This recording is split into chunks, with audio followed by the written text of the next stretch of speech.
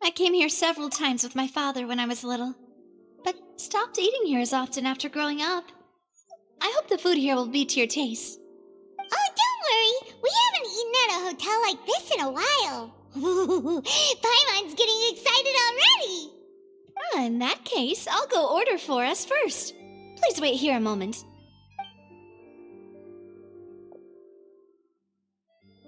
Ooh, everything looks so good. People in Fontaine sure know how to enjoy life.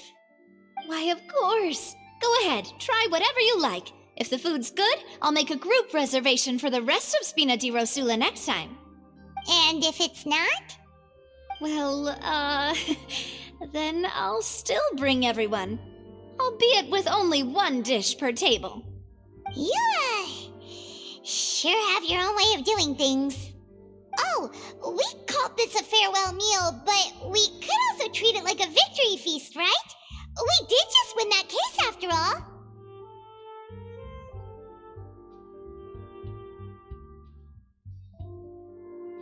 Oh, true. Very true. In that case, boss, we'll have another 2 dishes. Huh? Paimon didn't mean that you had to order even more food.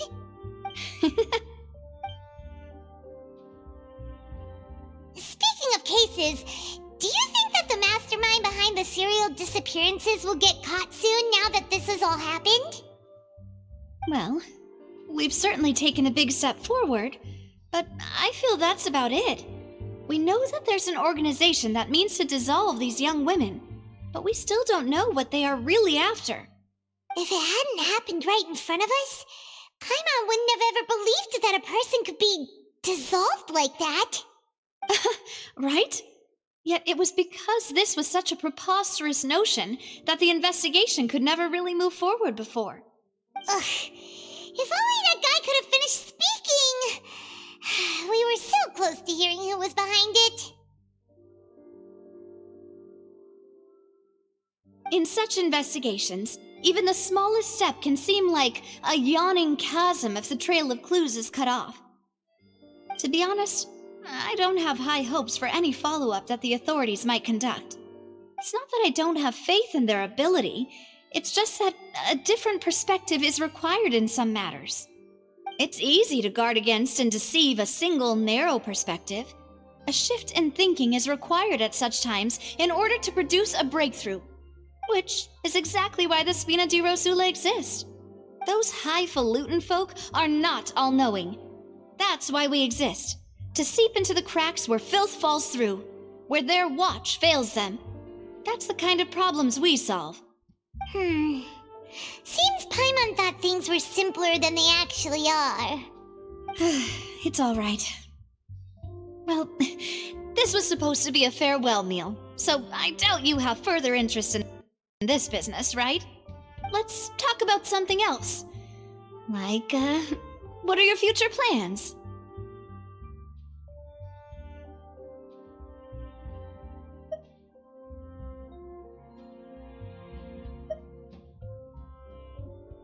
That's true. We didn't have a chance to speak to her after the trial ended. It didn't really seem like the right time or place to do it anyway. I see. So, your primary objective, which has been foiled so far, was to have a chat with the Hydro Archon. I've heard that there's a long line of people waiting to meet Lady Farina. I suspect you'll be waiting for quite a while, considering that you missed your chance today. Yeah, we've heard that she's super popular here in Fontaine, and that it'll be tough getting any of her time.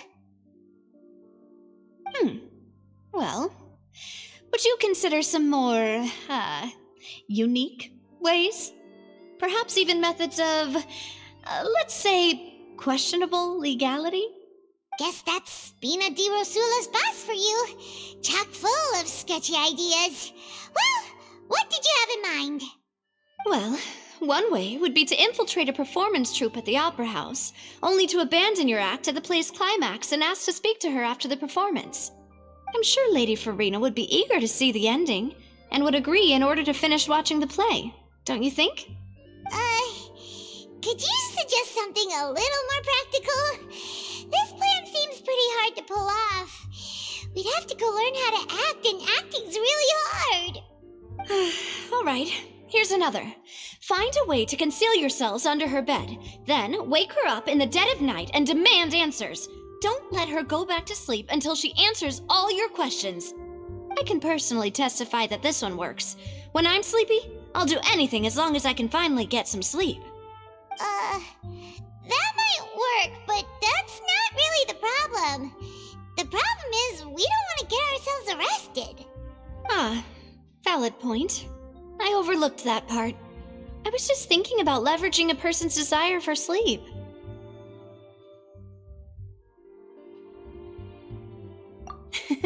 All right, no more joking around. Perhaps you could... I don't know. Cut the line when she's on a break. You did defeat her in court, clearing citizens of hers from false accusations. False accusations she had nearly upheld personally. I imagine that she feels quite ashamed about the whole thing. You mean that if we catch her while she's on a break, she might be too embarrassed to refuse? Oh, that does make some sense.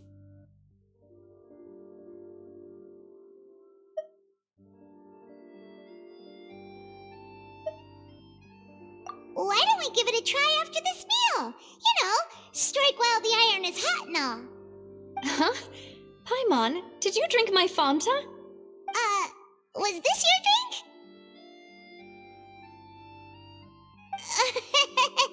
Sorry about that. Paimon wasn't really paying attention and the cup was right next to Paimon. Would you like to order another? No, it's fine. We're just about done here. Alright. Honestly, Paimon wouldn't recommend Fanta anyway. It tastes kind of salty and icky.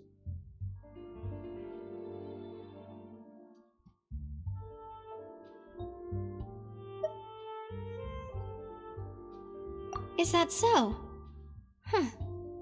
Well, in that case, we'll have to blacklist the Fanta here then. If we're all finished eating, then I'll go pay. Yeah, we're stuffed. Thanks for the treat, Navia.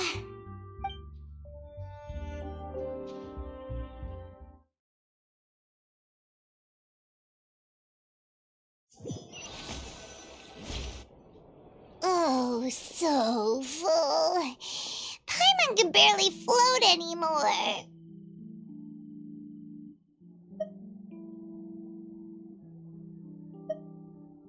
Nah, that would be so...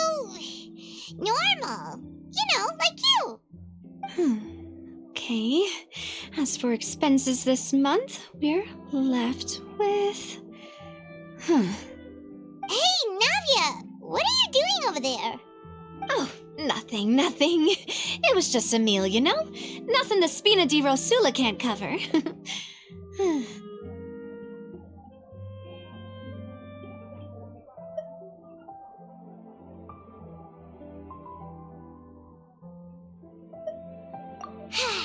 Let's get ready to try to meet the Hydro Archon again.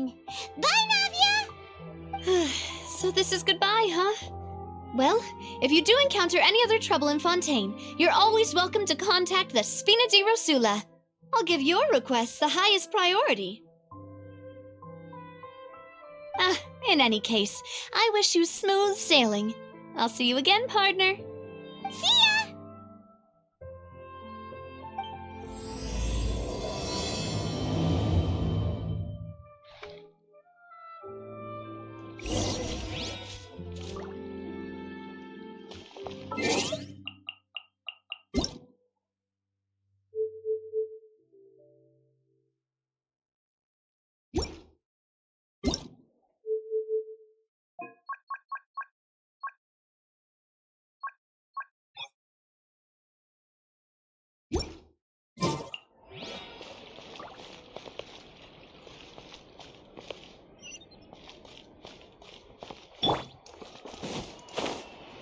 Vacher!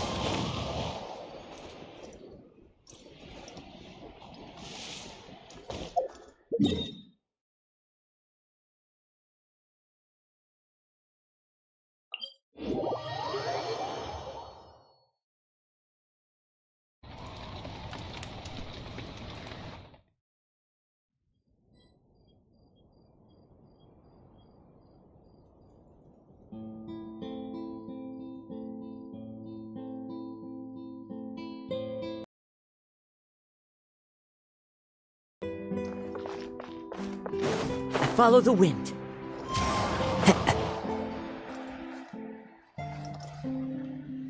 I can't wait to see how this turns out. It needs a more romantic touch.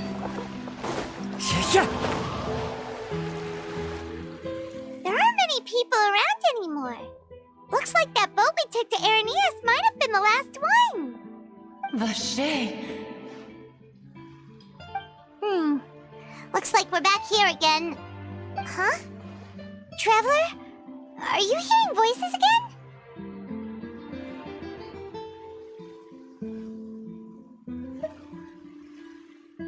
Ugh. That's kinda spooky. Are you sure we don't want to come back in the morning? Vacher! Vacher! Hey, why are you still walking towards it? There might be something nasty in the water. Huh? Hang on. Paimon can kinda hear a voice. It's calling for Vacher, right? Hey, Traveler! Stop walking! Come on, wake up!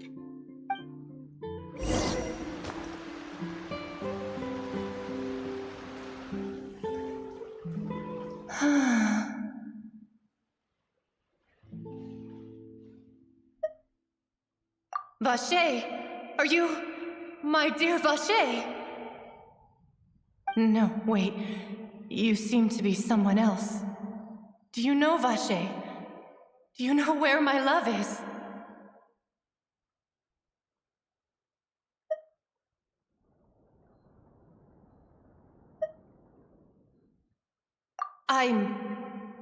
Wait. Who am I? I'm very sorry. I fear I do not know. My memories feel like they have been washed away like a flood. So many fragments dissolved amidst the tide, never to be recovered. How much have I lost? How many things that I once held dear while on land have I since forgotten?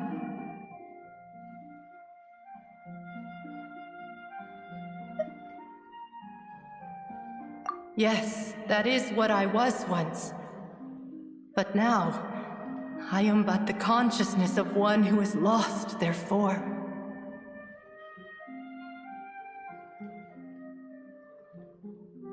I do not know how I came to be like this either. I only vaguely remember being covered in light blue water, and then all grew dim.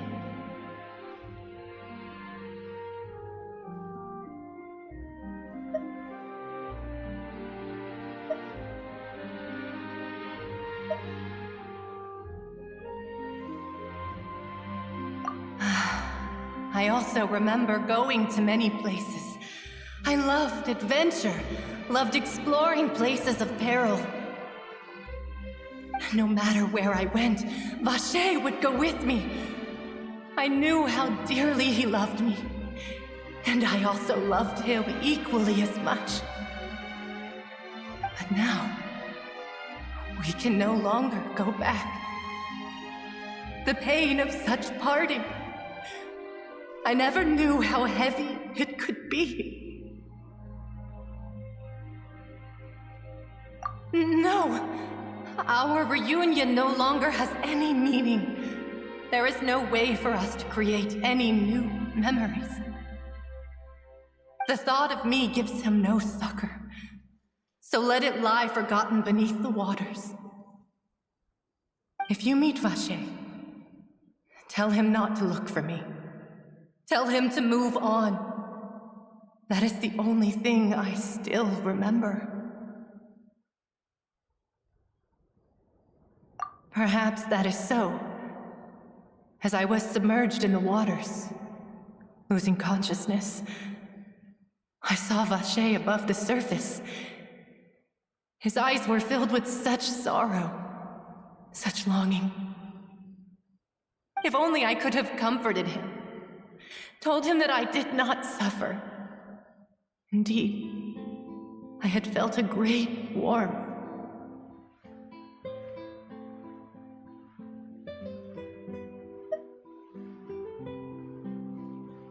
Is that what you call it? Dissolving? If anything, I consider it a form of release. It was a state of neither fear nor frenzy, with only an endless peace, like the water's still surface. I could also liken it to being a thirsty person who drinks water for the first time, and only then sees how they have lived for so long in a world of endless want and anxiety.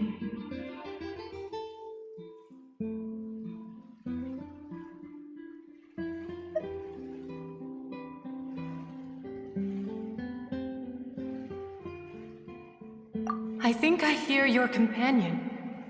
It's time for you to go, I think.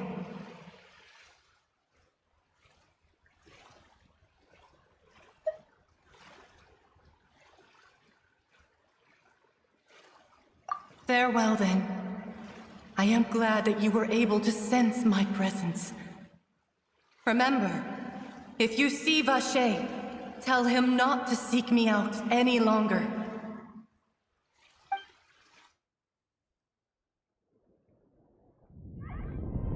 Wake up! Come on, hurry! Navi is outnumbered!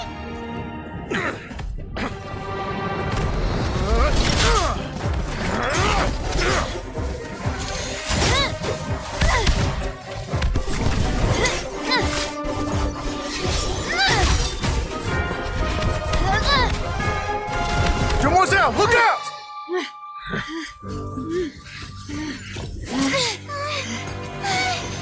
Dear God, it's a whole army of Gardamex.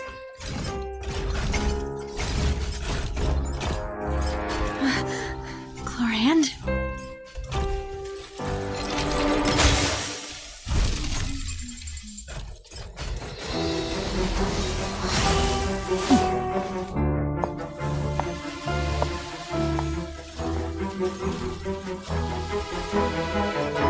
Quick, now's our chance!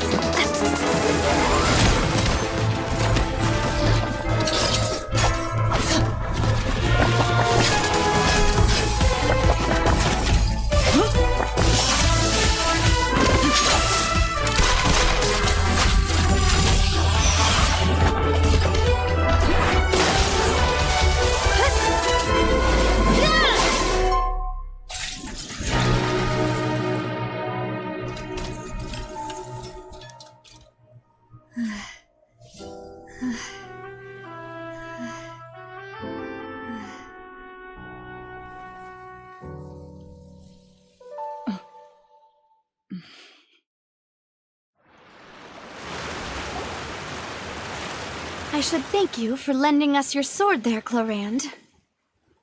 But before I do so, could you explain how you managed to show up here? I followed you. It seemed to me that danger has followed you more closely as of late. I believe that following someone without their knowledge is actually called stalking, is it not? Mr. Callus's last wish was for me to ensure your safety, and I will not betray his trust. He would do the same, were he alive today. Do not speak of my father! Sorry, Demoiselle. I was not strong enough. Thank you for your aid, Miss Clorand, but do keep an eye out for your manner of speech. I believe we all wish to avoid unnecessary emotional harm. Sorry, I did not consider your feelings. Whatever. What else do you know? How did you come to the conclusion that I'd be in grave danger?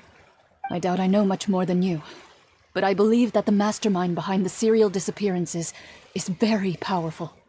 Your performance tonight will almost certainly attract their attention. I'm sure they've known about me. To be honest, I'm shocked it's taken them this long to act against me. And what about these Gardamex? I thought only those associated with the Missão Gardiennage could control them. None of these mecha have serial numbers. I was sure to check a moment ago. They are not the ones used by the authorities to enforce the law. I can only conclude that some powerful or wealthy party must have obtained them via illegal means, deploying them as a private force of sorts. What? Your point being that they're out of Spina di Rosula's league, then? Yes. Be careful, and do not act rashly. I will continue investigating no matter what. We will bring the truth to light. That's my father's true last wish. Regardless, thank you for your help today, Clarande. But if you get any ideas, tell me first. I don't much appreciate being followed. I do not think that they'll strike again anytime soon. So I shall stop following you. Good day, all.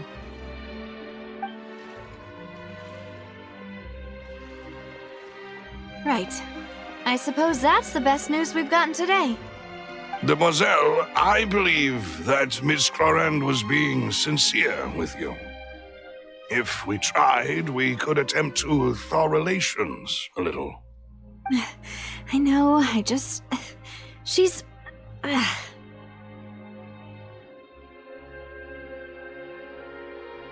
Oh, thank goodness! Paimon thought we were done for! Those Gardamex came out of nowhere while you were unconscious, and Nadia and her gang saved us!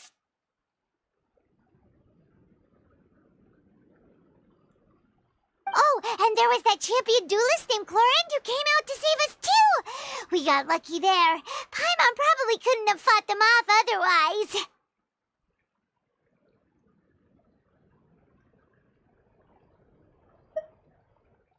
Oh, come now. Forget all that polite talk. That wasn't really a farewell meal we had back there. Not for me, anyway. In truth, I hope that every meal we have together shall be a victory feast. As such, we're still partners. There's no need to thank me. It will take 50 years for me to match Demoiselle's magnanimity. If it were me, I would have joined the Spina di Rosula on account of her goodwill long ago. All right, you two. That's enough. Actually, Navia, how did you know that we were in danger? You sure did show up in the nick of time. Well, to be honest, you're the one who tipped us off, Paimon. Huh? Really? Paimon contributed somehow? Ooh, Paimon's even more amazing than she thought! Yes, all thanks to you grabbing my drink by mistake. How did that help? After we parted ways, I was on the way back to one of our bases when I suddenly thought of what you said. That the Fanta tasted kind of salty and icky.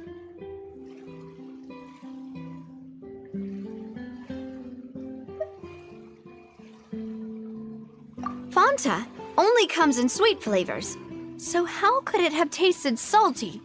The color of the drink, if I recall, had also been a bit off. So the Fanta had been spiked with water from the primordial sea? Yes.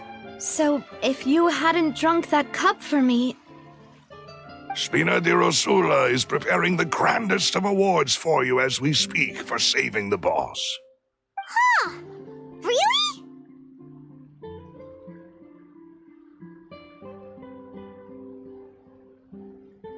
I sent people to Hotel de Boer to investigate, but whoever did this left no trace at all.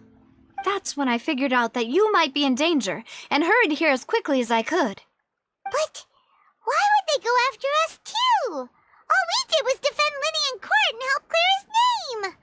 Ugh, now we're caught up in this mess too, aren't we? Well, you did foil a plan that they were probably pretty proud of, and almost got their name in the process. Speaking of which, did anything strange happen when you drank the primordial seawater? Well, it can't be a coincidence that the traveler fainted just now. She said that she heard that voice calling for Vache again. Oh, and this time Paimon heard it too, but it was real faint. Does this situation have to do with the primordial seawater then?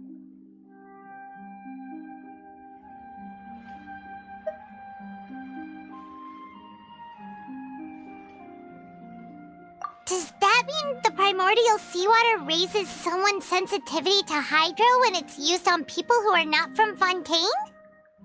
That doesn't sound like too much of a bad thing, to be honest. New intel? While you were out cold? Well, let's hear it, shall we?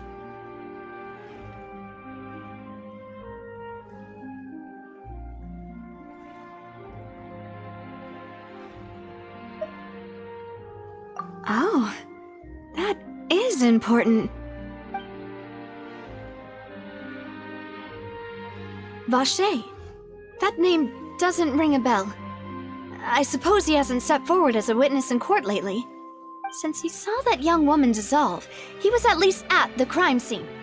But he never gave testimony or any information regarding people dissolving in the primordial seawater.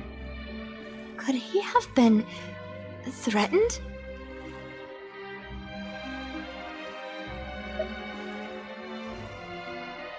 Yes, thank you. This is very important information indeed. We will continue to investigate.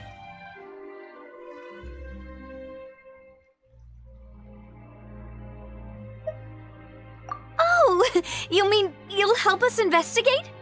Well, you did say that our farewell meal didn't really count. That means we're still partners, right? And besides, we're in this now whether we like it or not. You're not gonna let those people who targeted us get off the hook so easily, are you, Traveler?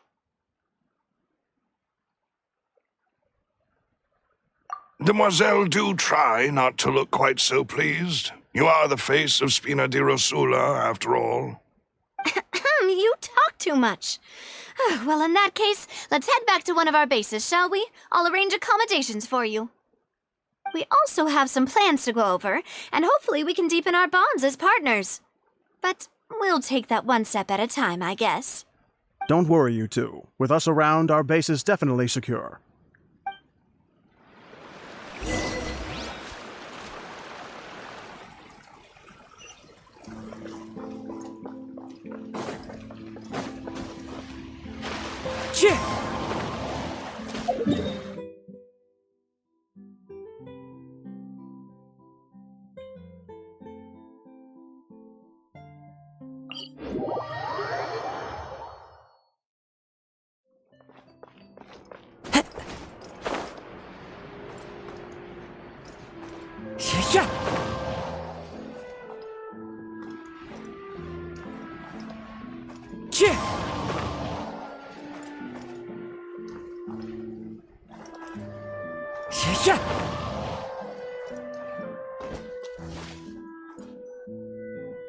It's right up ahead, but let's make sure we weren't followed first. I've been keeping watch, Demoiselle. I haven't spotted anyone suspicious thus far. Very good. But let's not let our guard down for now. I shall find rooms for our respected guests. Thank you, Malus. Now, let's continue, Traveler.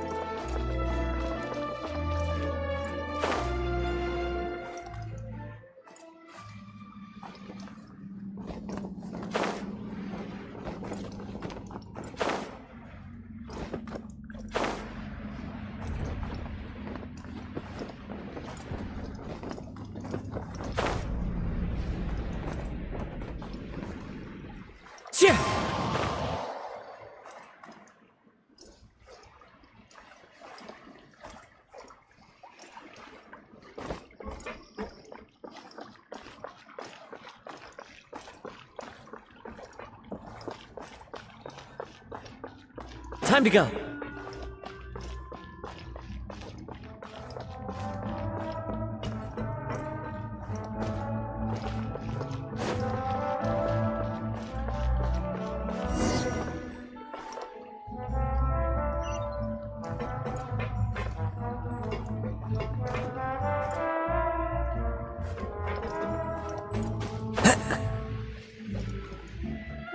business you're in. Gotta keep up with the changing times.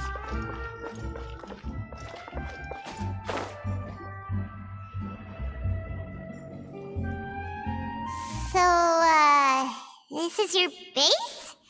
It's not quite what Paimon imagined. Your accommodations have been arranged. Under the present circumstances, I can confidently say it's the best we have.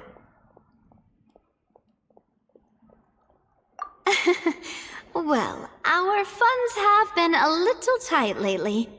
After all, we don't allow illegal or unethical profiteering.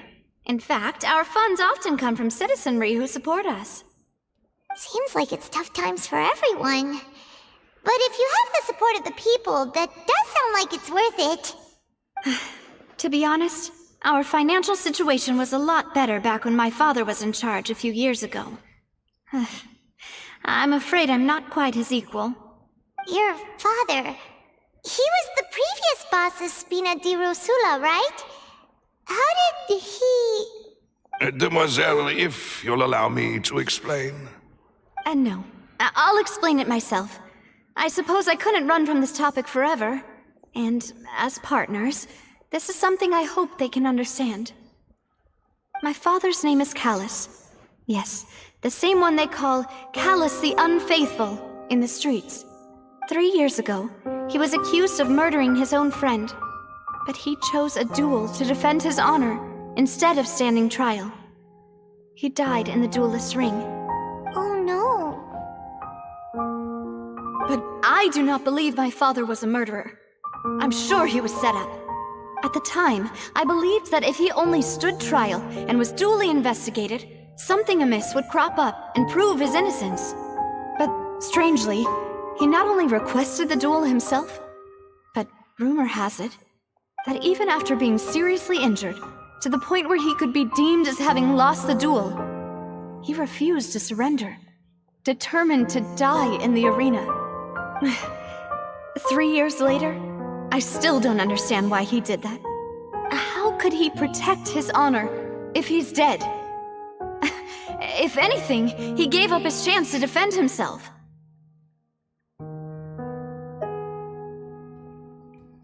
The closest piece of info I have is that my father had been investigating the serial disappearances case at the time of his death.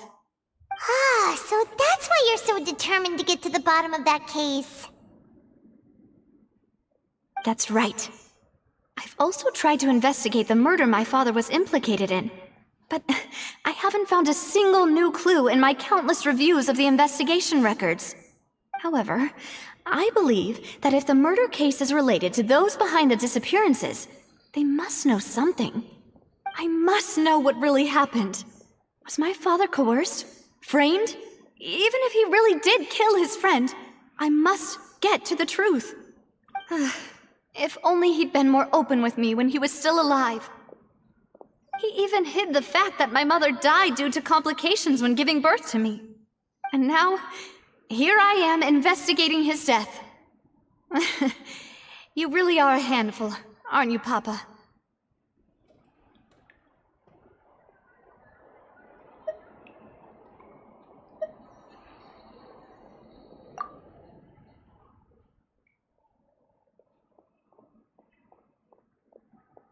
Demoiselle, please, if there is anything I can do, anything at all. I also will never believe that Master Callus murdered anyone. There are none whom I respect more than the two of you, Demoiselle. Master Callus did so much good in life, yet all it took was one murder case for him to be dubbed Callus the Unfaithful. Even our supporters decreased greatly due to that incident, hence our strained finances at present. Wait, if Callus was such a good man, wouldn't people at least be a little suspicious when he was accused? No. Perhaps people just revel in that kind of drama. It's not something exclusive to people from Fontaine, really. Everyone's like that. People love watching the evil turn over a new leaf, but they also enjoy watching good people fall into an abyss from one slip-up just as much. But how could... never mind. If Callus was really falsely accused, we have to find the truth. He didn't deserve to have that happen to him. There is one other thing. Master Callus's opponent in the duel was Miss Clorand. Oh, her? Well, then, isn't that as good as saying that she was the one who killed him? Yeah, that's not the sort of thing that you can just let go and move on from. Miss Clorand has always placed great emphasis on the honorable nature of the duel. If her opponent doesn't yield, she will not stop either. She knew Master Callus beforehand and greatly respected him, but seeing how he was resolute in the arena, there was only ever one choice she could have made. It's not that I don't understand her at all, but I just can't deal with this yet. Don't worry, Navia. Paimon knows how you feel. You don't have to force yourself to do that. Afterward, Miss Clorand told us that at the start of the duel, Master Callus requested that she ensure Demoiselle Navia's safety.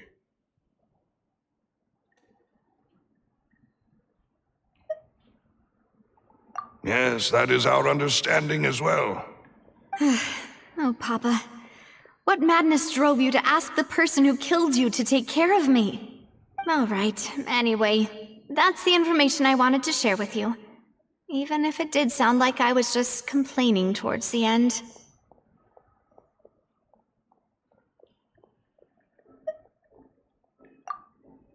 Thanks. You two should go and rest. This was quite a day after all. Yeah, Paimon's beat. Please, relax and get some sleep. We will ensure you rest soundly.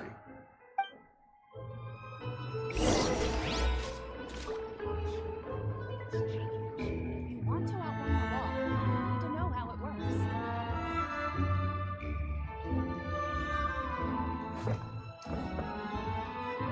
Whether it be responsibility for Spina di Rosula or Master Callus's death, it all landed on Demoiselle's shoulders so suddenly.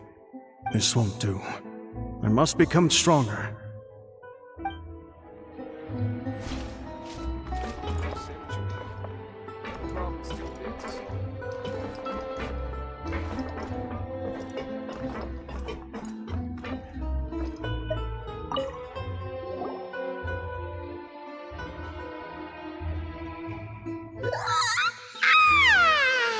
Paimon slept so well. This place feels almost too safe. Huh? Navia? Where did the other two go? I sent them back to Poisson. It's Spina de Rosula's place of origin, and where we have our headquarters. There's not much for them to do here at the moment. Paimon gets the feeling that you're just trying to get them off your back. But never mind that. When did you get back? Were you waiting here the whole time? No, I just returned after going out for a while. I did some investigating yesterday regarding the name Vacher. Wait, so you didn't sleep at all? How could I after having such critical new evidence appear? Guess Paimon wasn't speaking for everyone just now, huh?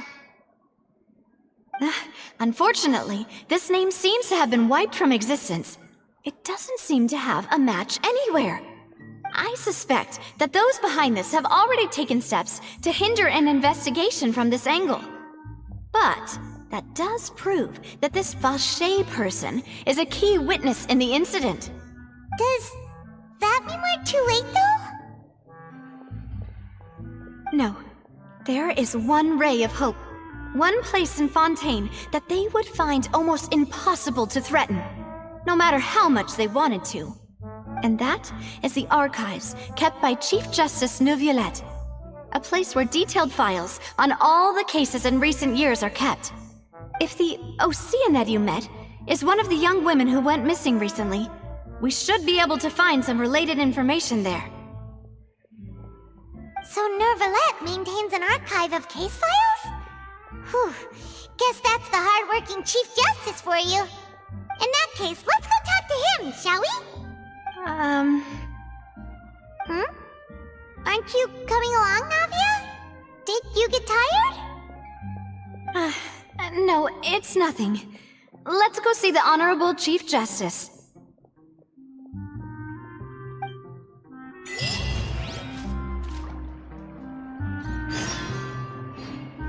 You want to outrun the law, you know how it works.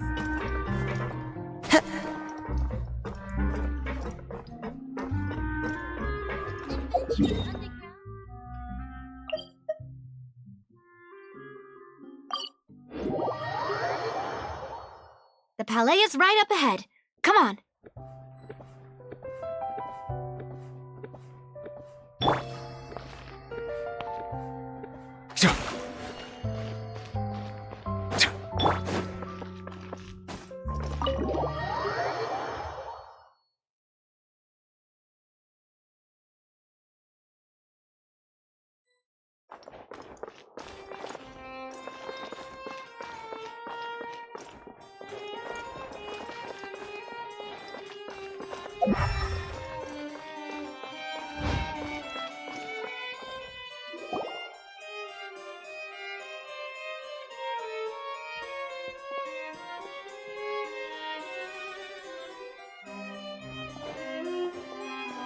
Halt! Please state your business here. The Chief Justice is presently occupied with official matters. This place does look pretty heavily guarded. Guess that proves that Nervalet's files are really secure. Hey, don't you recognize us? Huh? Who are you? Just to be clear, I don't care who you are or who you might be related to. Our rules make no exceptions. See? They've got great discipline, too. Yep. Paimon can tell. If you're here just to crack jokes, I can point you towards the exit. Unlike some, we're busy, so please leave if you don't have a reason to be here. No. What I meant to say is, shouldn't you remember us from a few days ago? We were at the trial of the great magician Linny. Oh, yes, I remember. I read about it in the Steambird. You must be Linny's attorneys. It's all coming back to me now. We're here today to report and archive some information on a follow-up case. Huh, is that even a thing? Of course. Don't worry. We're here on official business. You can trust us. All right then, I'll let you through. The Chief Justice is just inside. Thanks so much.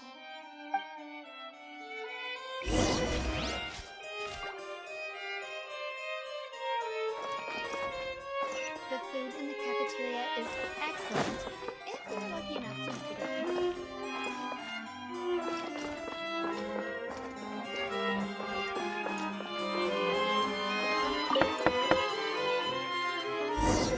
Please come in.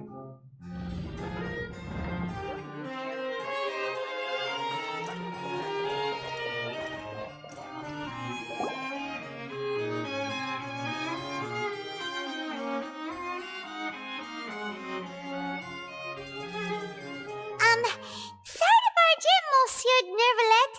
We only lied to get in because we didn't know any other way. It's all right. Please let me know how I may be of assistance to you. So you're not mad at us? We're looking for a man called Vacher. He may have been an eyewitness in the serial disappearances case. If we can find him, we may be able to unearth some key information on the case. Ah, I see. In that case, please wait here a moment while I browse through the files.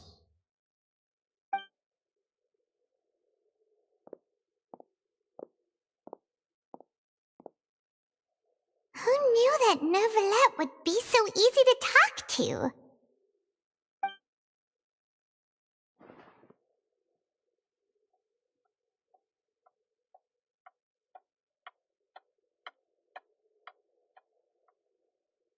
Unfortunately, I'm quite certain that no one by the name of Vacher has been involved in any case, criminal or civil, in the past several years.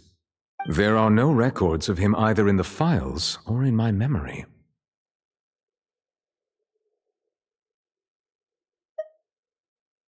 Traveler, What if it was really just a dream? Is that so? All right then. Thank you so much, Monsieur Neuvillette. We'll take our leave now.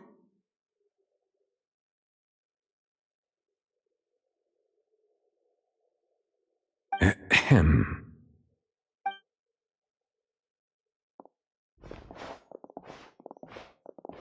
Miss Navia, I can understand how you feel. Your father, Callus, was a truly exceptional man. We deeply regret his passing.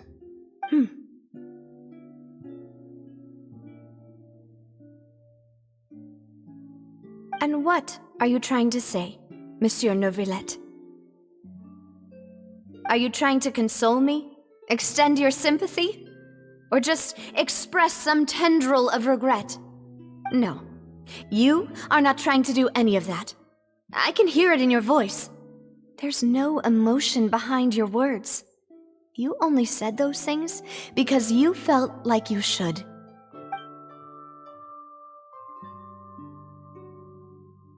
It's just like last time. After my father took his place in the duelist ring, I pushed through the guards to talk to you as a last resort. You even told me then that you thought there was something fishy with the case, yet you still allowed the duel to go ahead. In your eyes, the value of a human life is nothing compared to those cold laws you hold so dear. If you truly regret my father's death, then why didn't you call a stop to the duel? Why didn't you give me the power to stop him from throwing his life away? Why did you just let him die, despised and hated by all? Everything was hanging on a thread at that moment. Just the tiniest effort could have changed everything. There are still so many things I never got to tell him. So many questions he still owes me answers to. If you really have no heart, then just look me in the eyes. I, Navia, will show you the true meaning of regret. I'm sorry, Miss Navia. You and my father are truly alike. You keep all kinds of things in your heart and never say a word to anyone. It's not so much that you can't feel, but that you would never express anything. Oh well. In any case, everyone already knows full well the apathy of the Chief Justice. My apologies for taking my emotions out on you, Monsieur Chief Justice. Let's go, Traveler and Paimon.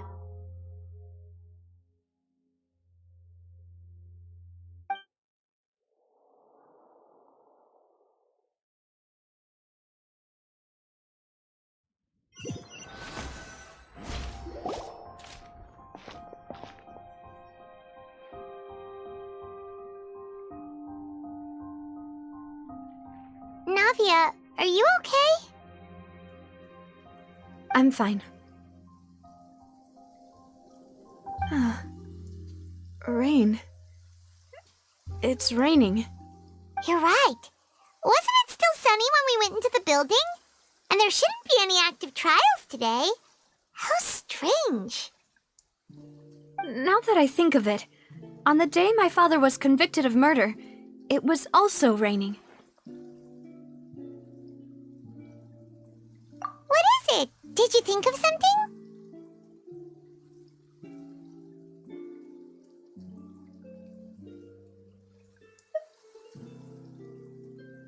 Yeah, he was outside.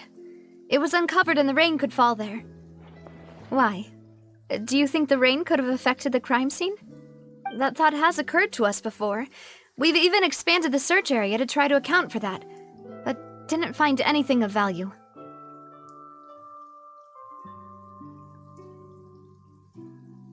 Oh? Wait. You don't mean...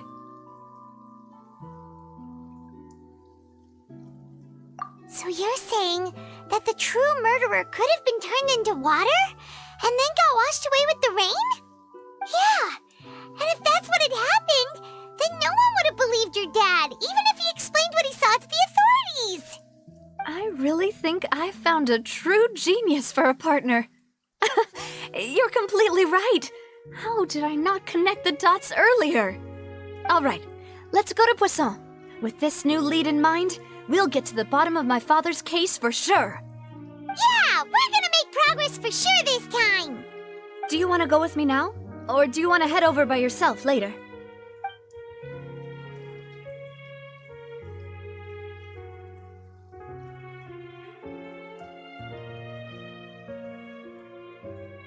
Great, let's go then.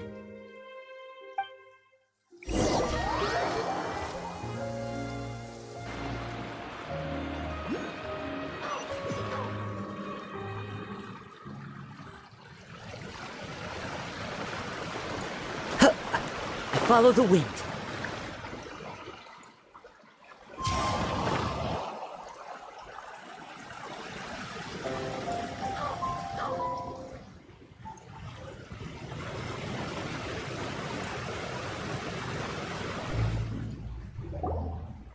Whoa! What a huge ship! Why would a ship be anchored at a place like this? There's no need to be so surprised. While it may look like a ship, it's actually Spina di Rosula's headquarters. My father was the one who asked for it to be built like this. Perhaps our taste in exterior design is the only thing we occasionally had in common. A gigantic and glamorous ship embodies discovery, opportunity, ambition, and conquest. It symbolizes Spina di Rosula's bright and limitless future. And Paimon thought you were bluffing when you said Spina di Rosula had a glorious past. Paimon was confused why a group with such a history would live in the sewers. But now that Paimon has seen this ship for herself, she's been convinced. Well, Poisson is where Spina di Rosula began, after all. It's our main base, our home.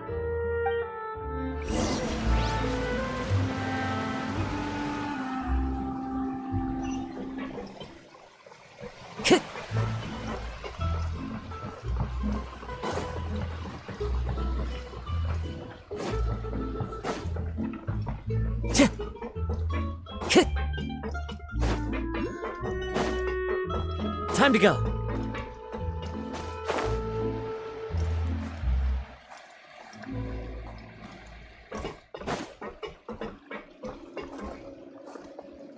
Yep. I'm just saying, They might have it. fire, you're gonna get burned.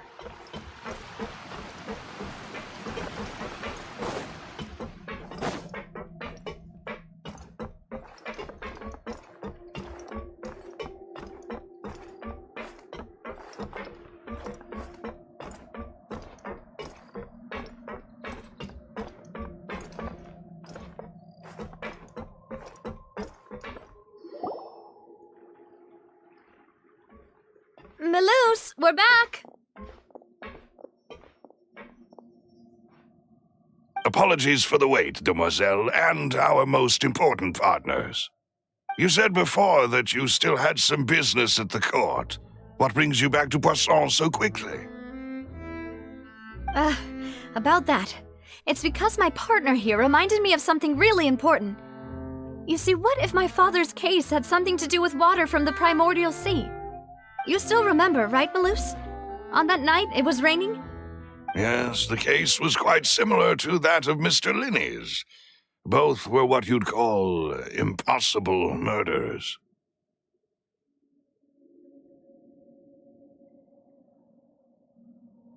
Could you tell us a bit more about what happened before? Yeah, of course. Many years ago, something called synth began to gain popularity in Poisson. At a glance, it was a kind of drink that could excite your mood and produce many pleasant hallucinations. Wait! Didn't that guard guy who turned into water also mention that the primordial water could be used to produce some kind of potion? Yes, he did. Considering what we know now, it's almost certain that synth is created using water from the primordial sea. If you drink synth for an extended amount of time, you'll suffer many side effects, such as losing the ability to focus or control your emotions. And if you were to stop drinking it completely, you'll experience flashes of paranoia and anxiety while lacking energy to do anything. It's an extremely dangerous substance. As he oversaw Poisson, my father was compelled to put a stop to synth abuse and called for a complete ban of it. Boss's uncompromising attitude incurred the synth vendor's wrath, but no matter how much they threatened or bribed him, he refused to yield.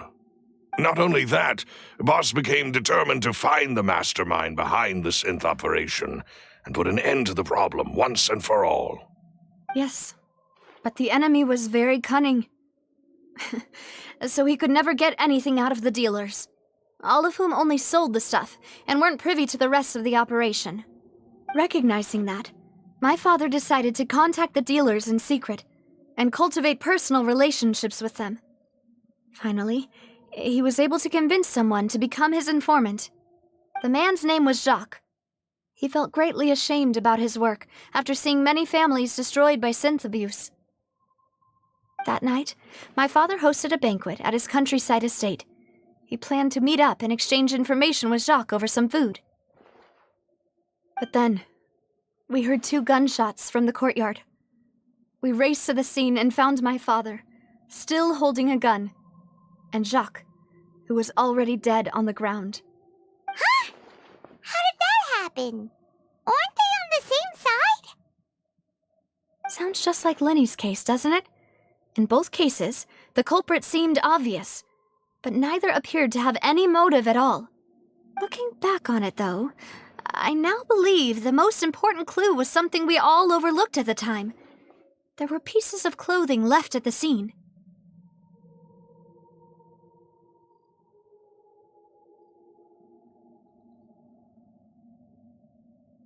Precisely. It's all thanks to you that I made the connection now. Back then, we all just thought they were some costumes that Jacques used to disguise himself at the banquet. But, considering it now, it's almost certain that they belong to a third person at the scene. With one extra person, we'll also need to reconsider why the 2 shots were fired.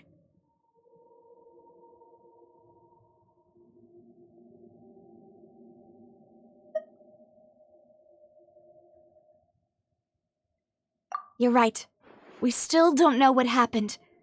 But my intuition tells me that we're on the right track to figuring it all out. I'm finally headed towards the truth. Jacques was an empathetic man who was infinitely remorseful for his past actions. It's unlikely that he turned on Boss with 0 warning. I think this third person is probably the key to the full truth.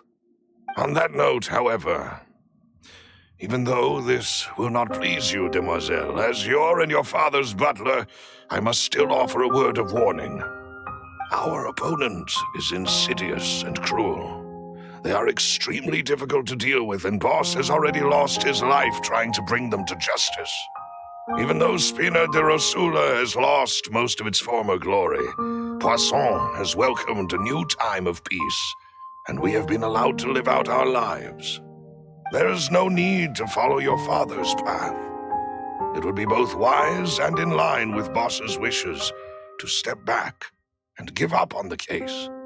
If that's indeed what he wished for, then he should have told me that himself. Was I not the closest person to him? And yet, I was the one most kept in the dark. What was the point of him dying without sharing any of the secrets he knew? Did he manage to protect anything in the end? Synth is still here. Callus the Unfaithful is still his epithet. And Spina di Rosula is barely getting by. Nothing has changed. Did he think I'd just accept his meaningless death and live out my life just as meaninglessly? I've never accepted that. Ever. Not since that day, and certainly not now. I want to find out the real answer for everyone's sake. For the missing girls, for the victims, and for myself. Navia. This is indeed the best moment to act. Your partner appears to be quite reliable, and more importantly, demoiselle, I think you're also ready to take this on. So you do know something else, Malouse? Yes, I do. In fact, even before that banquet, Boss already knew of the connection between Synth and the serial disappearances case. But what drove all the tensions to the boiling point was the revelation that you, Demoiselle, had been selected as the next target to disappear. What? Boss also didn't tell you that he had been diagnosed with a rare illness. The doctors told him that he had no more than 5 years left to live, and the serial disappearances case caused him great anxiety.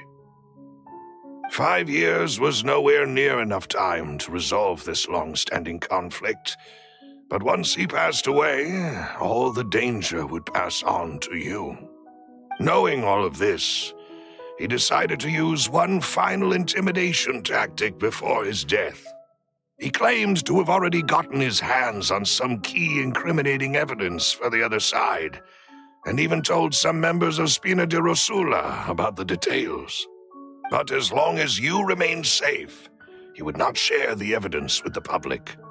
If something were to happen to you, then he and all those he told would immediately expose all they knew about Synth and the disappeared victims. Right, so nobody would be able to get off scot-free. As we've seen, Boss's tactic has worked. Even though Boss has been gone for a long time, the other side has not tried to take Demoiselle's life. No, I don't believe it. He never appeared to look sick to me. No father wants their daughter to see them weak and haggard, especially someone as proud as Boss. To him, dying in a duel and suffering lasting dishonor as the unfaithful was still far preferable than losing face in front of his daughter. So he chose to die in silence, so that he could protect me. I'm afraid you're not understanding this correctly, Demoiselle. What Boss wanted to hand to you was not a parasol, but a sword. If Boss's spirit could hear you telling me that you want to find the answer for the sake of everyone involved, I'm sure he'd be extremely proud. That fool. Couldn't he have just given it to me straight? No. He might have set up everything precisely because he never thought I'd be able to understand him. Is that the amount of confidence he had in me? And what if I was never able to make it to where I am now?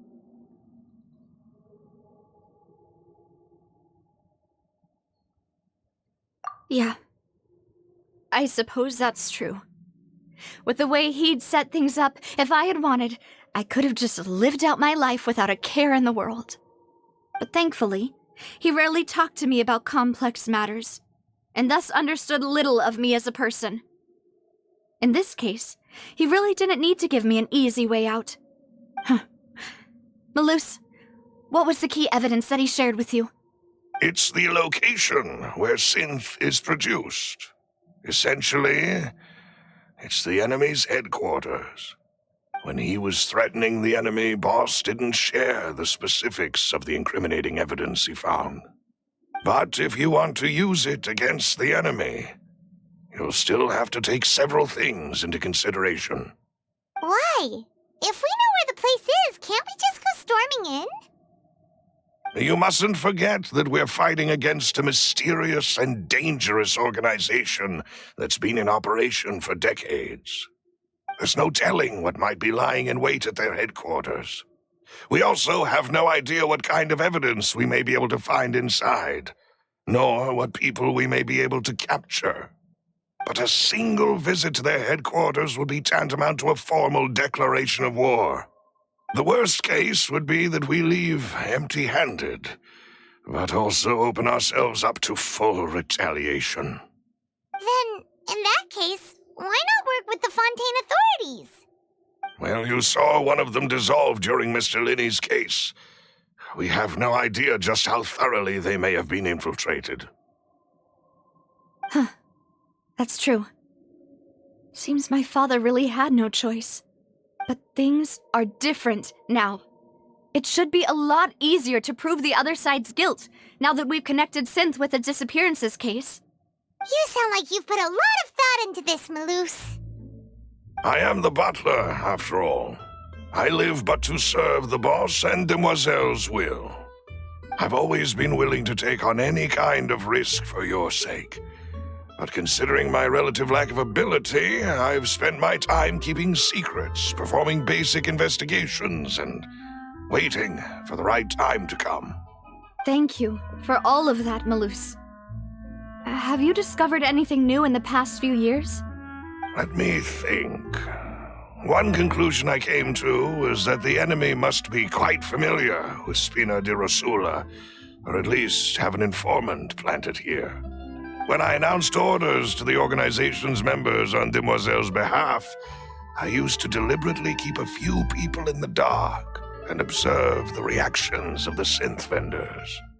If the vendors didn't change their plans, then the individuals informed of our orders must be innocent. If the vendors packed up and fled, however, then someone must have given them the news. After several rounds of testing and investigative tracing, I've narrowed the suspect list down to 3 people. The first is Florent, Spina di Rosula's senior advisor. Huh? Florent? Yes, surprising, isn't it? He was one of the people Boss trusted the most, which also means that he was someone who understood Boss really well. Thanks to his position within Boss's innermost circle, he always knew our upcoming plans and could thus avoid capture this whole time. There's someone else like him too. Marcel, the head of Confrérie of Cabrières. Uncle Marcel.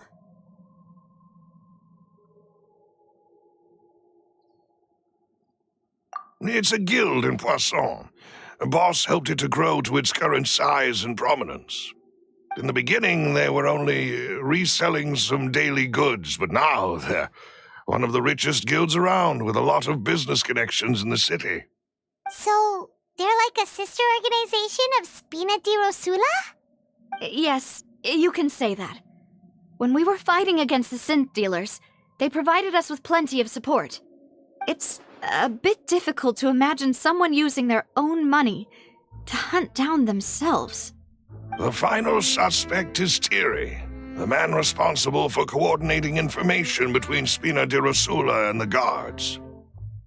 Although the guards mostly leave us to our own devices, there are still many activities we have to report to the local authorities.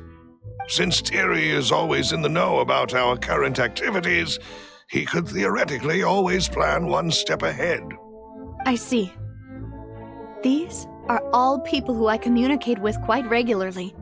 To think that the enemy we've been fighting against has been right next to me all along, among those I trust the most. It's almost too hard to believe. If you want to investigate them, please take every precaution to not alert the quarry. Judging from our experience, the enemy is extremely cautious.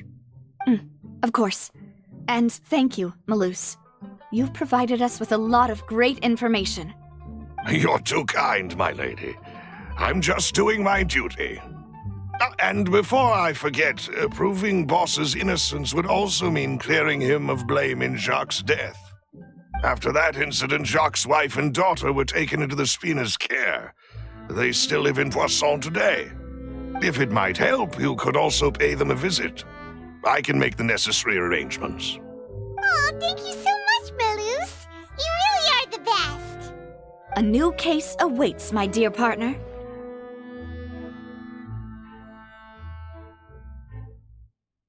I hope we can work together to uncover the truth and end this case once and for all.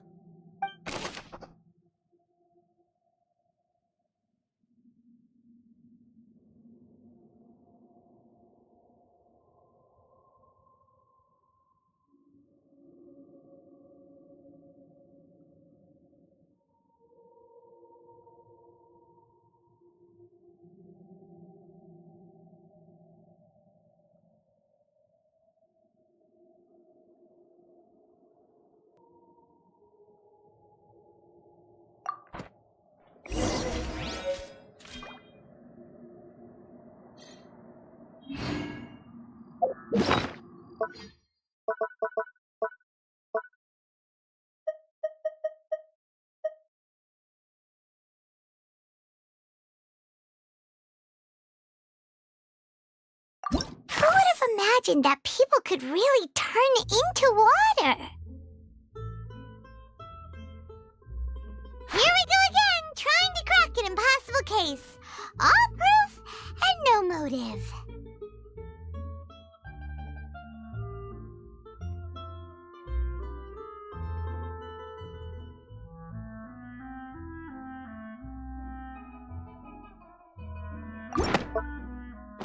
This scenery is wonderful.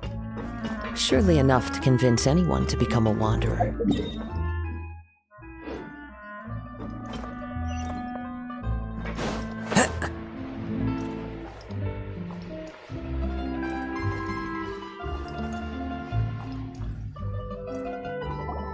It is settled, then.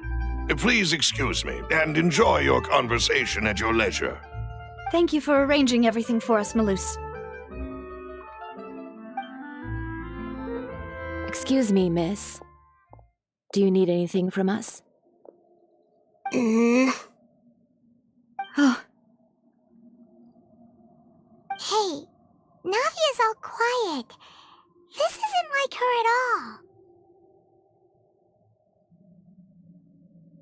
I'm sorry that I only came to visit after all this time.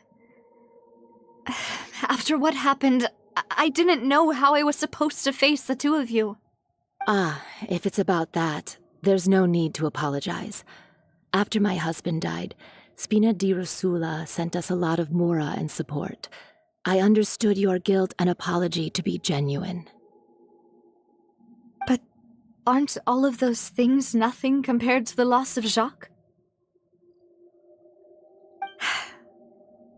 I can understand the kind of pain that comes with losing a father so needlessly. You don't understand at all. I didn't know how to face you, because I didn't know what I could possibly bring as a consolation gift. I know only the full truth could bring closure to you. And to all of us. Mm-hmm. I'm sorry. I appreciate the sentiment, but you don't have to carry all that guilt.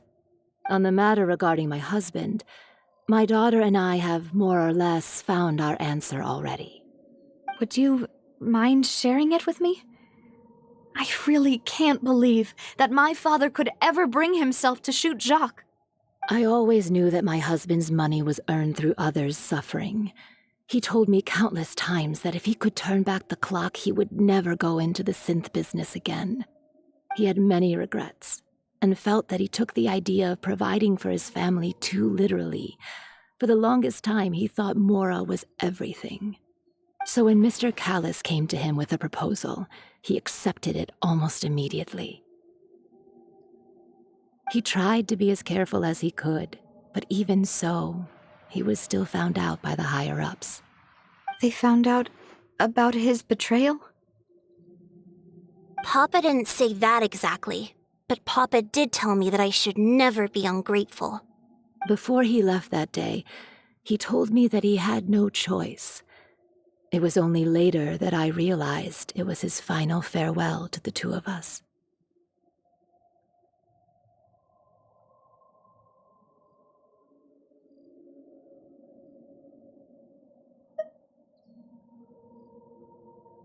I don't know that for sure, but you could say that's the conclusion I eventually came to.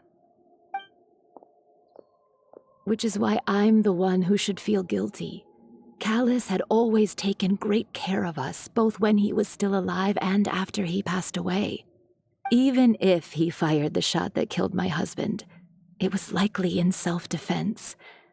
It is impossible for me to hate him for what he had done. But Mama, why is Papa still the bad guy if he did the right thing?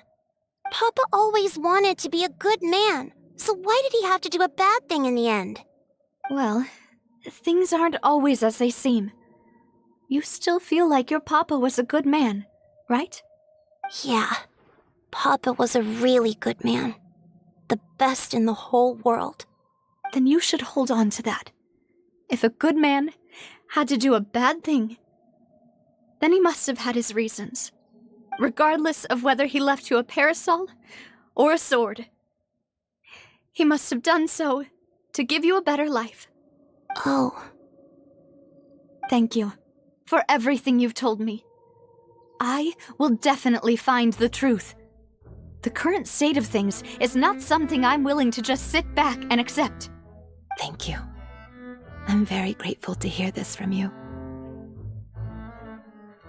Even though your personality is quite different from your father's, your determination when you speak is really similar. You really think so? That's the first time anyone said that to me.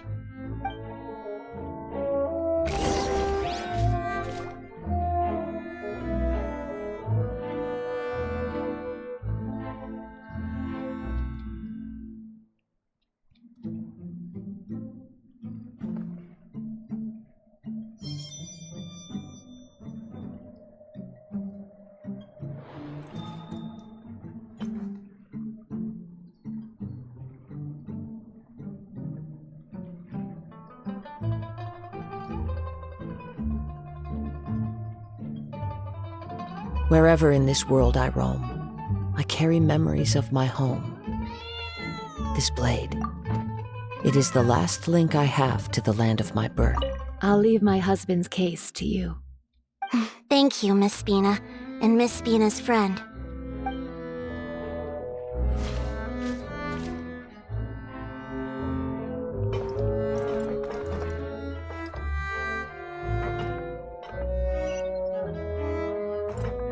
Are you okay, Navia? I'm fine. Don't worry. Let's investigate the 3 suspects next. Florent should be nearby, and we should be able to find Thierry and Uncle Marcel in the city. I'll get myself together on the way, so please don't worry.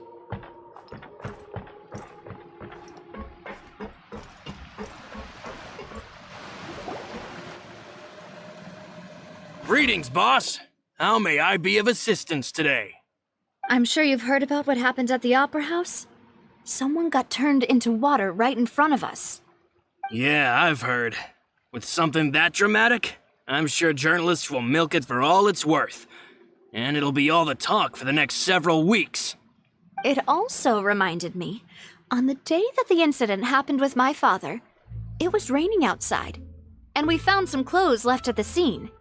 After my partner here put the dots together for me, I feel like we should try to reopen his case. Can you do me a favor and try to recall what happened that night? Let me think. Mr. Callis was feeling pretty upbeat that day. So he was drinking and bantering away with us at the table. After that, he told us that he wanted to go get some fresh air. So we let him go without thinking much of it.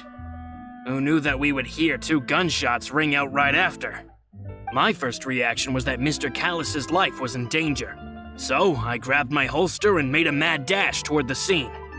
But when I got there, it was already too late. Mr. Callis was standing over a dead body with a gun in his hands. All we could do was look back and forth at each other, not knowing what to say. So you also remember 2 gunshots then? Indeed. The guard said that the first shot didn't hit anyone, while the second killed Jacques. But I've never really bought that explanation. Reason being, Mr. Callis had left his gun on the table. I even made sure to confirm that before running to the scene. But according to the guards, that doesn't mean he couldn't have had other guns on his person. About the clothes left at the scene that you mentioned, do you think there was a 3rd person there who was turned into water? At least from our perspective, my father had no reason to kill, so he would also have no reason to bring an extra gun with him. The gun he was holding probably belonged to Jacques, or a 3rd person on the scene. Yeah, that makes a lot of sense. So you're saying Mr. Callis ended up with the gun because he seized it from one of the other guys? But hold on. If that's what had happened, then why didn't he share the truth with any of us? He didn't even want to face the Oratrice machine, and chose instead to prove his honor in a duel. Did he lose all faith in the courts after seeing someone dissolve right in front of his eyes? About that, Maloose told me a thing or two. So, I think I can understand why he committed to the duel. I'll tell you everything once the whole truth has been revealed. I understand. Then I'll leave Mr. Callus's honor in your hands, boss. And if I may just say one more thing. The whole Callus the Unfaithful epithet has been a thorn in my side since the day it was invented. Many people have laughed at me for still calling him Mr. Callus, even after so many years have passed. But it was Mr. Callus's trust that allowed me to rise through the ranks of Spina di Rosula and live the life I lead today. No matter what others might say, he'll always be the man I respect the most. And he'll always be my boss. Don't worry. I will definitely find the truth. You and all our other comrades at the Spina deserve to know the truth as well.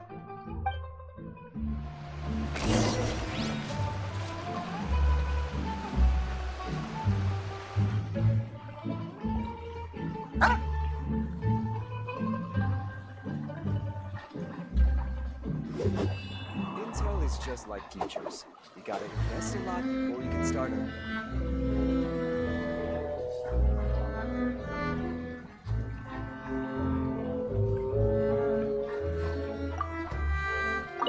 My apologies, boss, for that last sentimental bit. It's just, many years have passed while I've held my tongue. It's not often that I get to share my true feelings with others.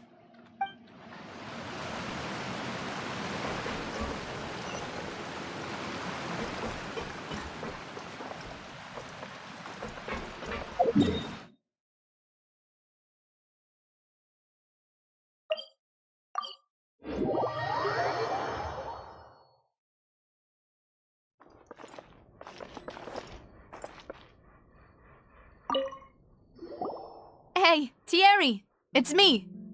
Oh, now, what brings you here, Miss Navia? I've heard that you made quite the name for yourself at the Opera House. Oh, so you've caught news of that already. Oh, okay. Hey, I'm also a member of the Guards, you know. The way you make it sound, people would think I was sent off to Poisson because I had done something wrong. Are you sure there isn't a little bit of truth in that? Under normal circumstances, shouldn't you have been called back to the city already?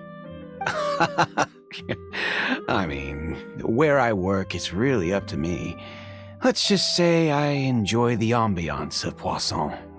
Callus did a fantastic job running the town, building Spina di Rosula from the ground up and clearing many obstructions in my way. It would be next to impossible for me to find a similarly easy but high-paying job in the city. Anyway, enough chit-chat. Are these two friends of yours? You, here for some formal business? Yes. These two are my partners. What happened at the Opera House made us realize that Linny's case and my father's may be related. We're trying to reinvestigate the details of my father's old case. Ah, I get it. You think there might be more to the case now that we know people can be dissolved into water, right? I was also flabbergasted when I first heard of it. If you want to go through the original files from your father's case, I can help you look for them. That'd be much appreciated. Thank you. Actually, I have another question.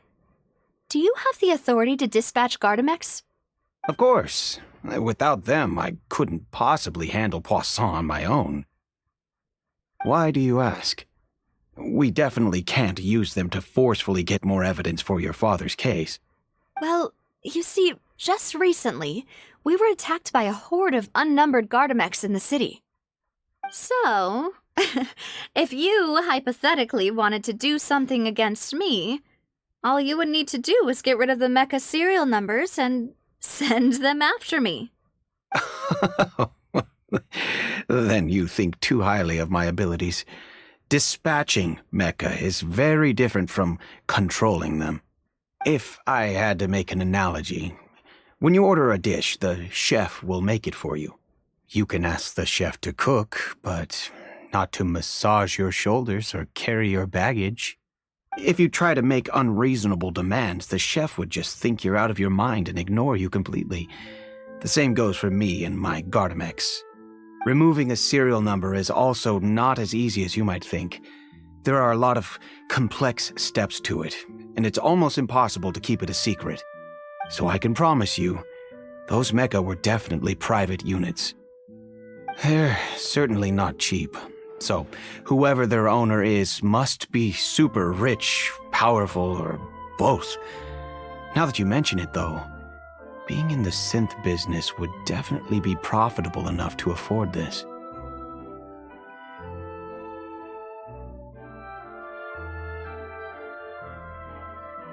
Oh, then you're officially in the clear, Thierry.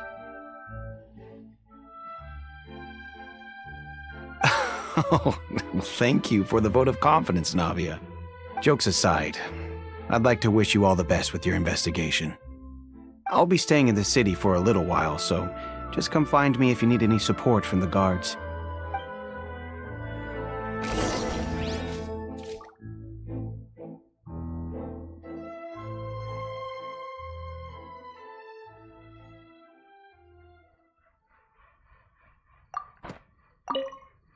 I'll see what I can do for you in Spina di Rosula when it comes to guard stuff, but don't go advertising it to everyone else.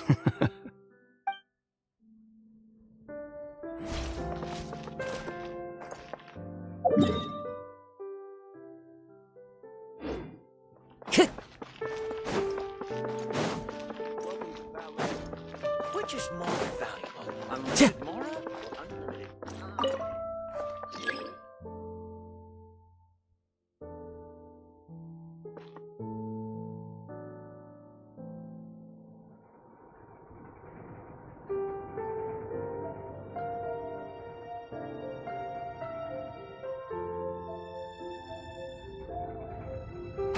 This scenery is wonderful. Surely enough to convince anyone to become a wanderer.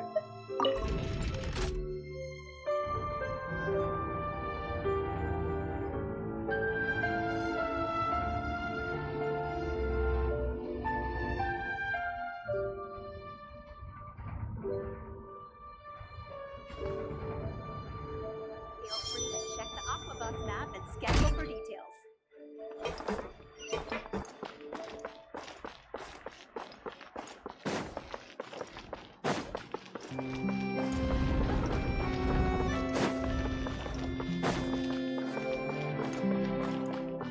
Time to go.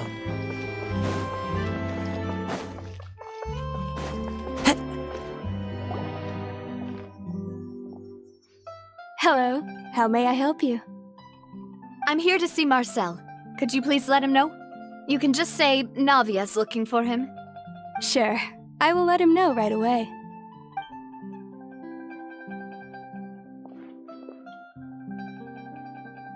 Navia, hello. Sorry to keep you waiting.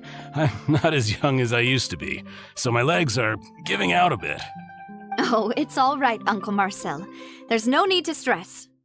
I just wanted to talk to you briefly about what happened in the Opera House. I'm sure you saw everything too, right? Yes, I've never seen anything so strange. Oh, you were at the Opera House too? That's right. I went there with Navia to see the magic show. Who knew it would turn into a whole murder mystery? I also witnessed your marvelous sleuthing work. Quite impressive.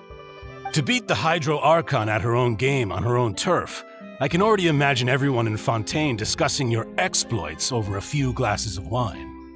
Oh, Paimon doesn't want to become the talk of drunkards. Apologies. It's just how Fontaine is as a nation. Everyone loves drama and theatrics. Uncle Marcel, you've also noticed that other thing, right? The fact that humans can dissolve in water? Yes, I was reminded of your father's case right away. Is that what you're investigating now? Exactly. I still don't have much solid proof, but I can sense that the other side has already begun to act. Oh, and what makes you say that? We were attacked on Araneus by some unnumbered Gardamex. And there was also an attempt to get me to drink water from the primordial sea. If not for the vigilance of my partner, I probably wouldn't even be here talking to you right now. Oh, you're giving us too much credit. Wasn't it you who protected us? Alas, it seems things are heating up again. The peace that Callus sought so dearly will soon become a thing of the past. But rest assured, Navia, Poisson will always remain a safe haven for you. If you're scared, you can always return there. If anyone dares to lay their hands on you there, the Confrérie of Cabriere will use its funds to the last Mora to bring them to justice. Thank you, Uncle Marcel. But I don't intend to go into hiding. I'm going to strike while the iron's hot.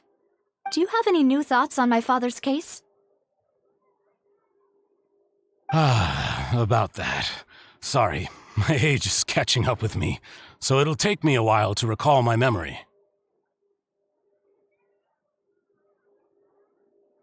The Confrérie was responsible for that banquet, so I was out and about the whole time making sure things were running smoothly. I didn't even have the time to drink with the guests.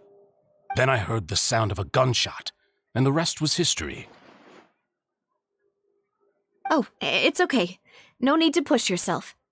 We'll ask around some more, see if there are any valuable clues elsewhere. Sounds good. Just let me know if you ever need Mora. All my wealth comes from Callus's patronage and support. I'll spend however much it takes to clear his name.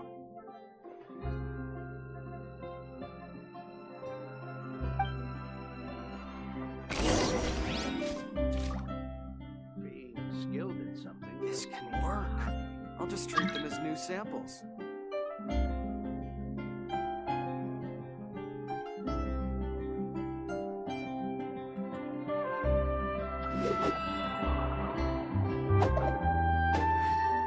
Every scent tells a story. Alas, why do these kinds of things happen to the kindest people?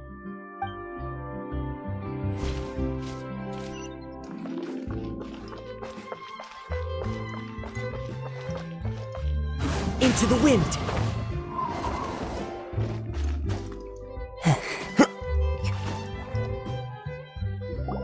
We've talked to all three suspects, purely based on their conversations with me.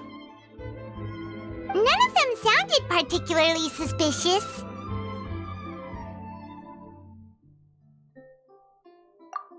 I suppose that's to be expected, though. If a single conversation's all that's needed to find them out, then my father wouldn't have needed to investigate the case for so many years. Anyway, even though we didn't make a breakthrough, let's still compile what we were able to find. But where should we start?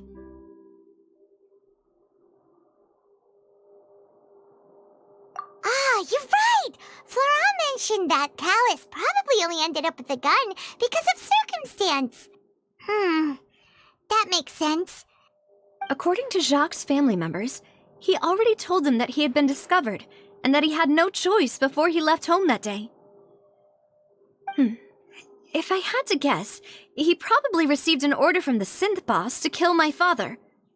Had he refused, he and his family's lives would have been forfeit. So, Jacques fired the first shot?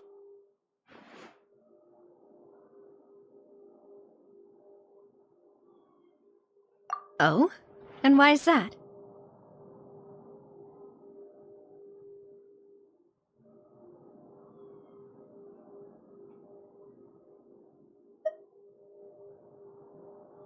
Ooh, that's a good point. Jacques probably already knew that he was just being used as a tool for murder. And once he had completed his mission, he'd be of no more use to his boss.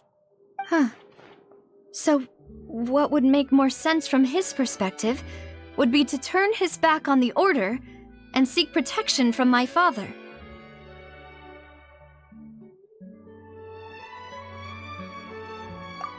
Makes sense. But without evidence, that's still just a theory. Besides Jacques, the attack from the Gardamex has been bothering me quite a bit as well. It's obvious that our enemy has become more antsy after the secret of the primordial seawater was revealed. Do you think he knew, even then, that we'd follow this lead to the end? Given everything that's happened since, it's quite possible. But who among the 3 suspects would have the ability to control privately owned Gardamex?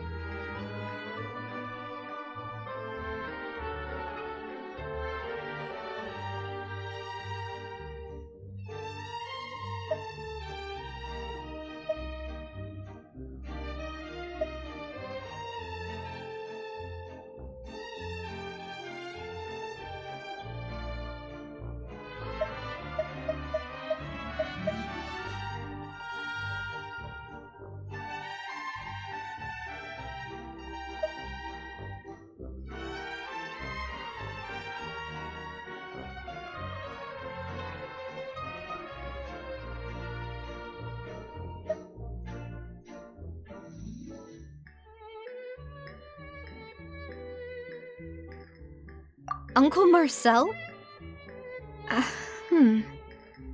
My father did really trust him. And they worked together on a large number of projects. Maybe that's how he got to know Jacques. And with funds from the Confrérie, he could also afford a large number of Gardamex. It's still really hard for me to imagine, though. After all, Uncle Marcel has been around since I was just a child. Also, wouldn't this mean he has been spending a whole lot of mora and energy to fight his own synth business?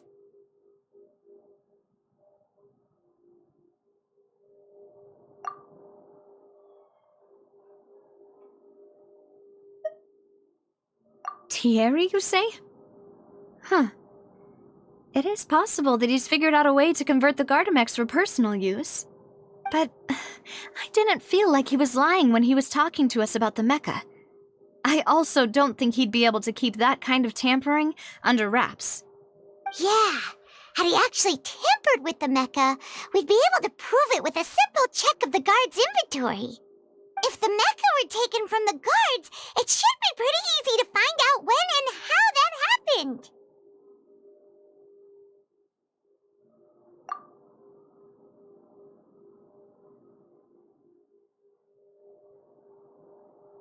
Florent? It is true that he was closest to my father, and thus had the best chance of learning about his dealings with Jacques. But as Spina di Rosula's advisor, his work mostly deals with personnel and security, so he shouldn't have much means when it comes to finances. So you're saying he's too broke to afford a mecha army? Exactly. He can't. And even if he could, I don't think he would be able to dispatch a whole group so quickly. Who could it be?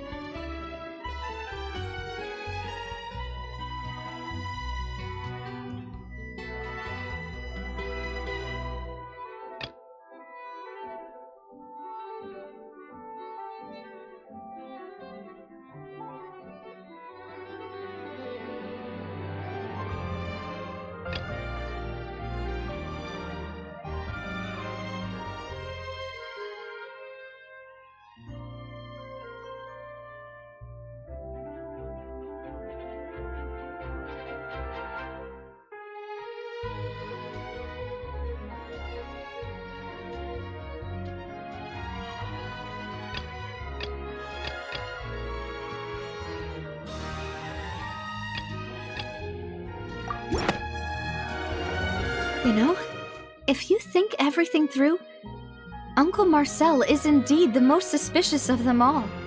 Could we be missing other suspects? Malus didn't know about the people turning into water thing when he narrowed it down to these 3, did he? Malus has always been very reliable, and his judgment of others' trustworthiness has been fair and well considered. When he laid out his case for the three, the rationale he gave me made a lot of sense as well. The suspect is knowledgeable about the Spina's internal affairs, has the means to dispatch Mecha to assassinate us, and possesses significant intellect and foresight. Even if I don't want to believe it, I'm starting to see how things could all tie back to Uncle Marcel.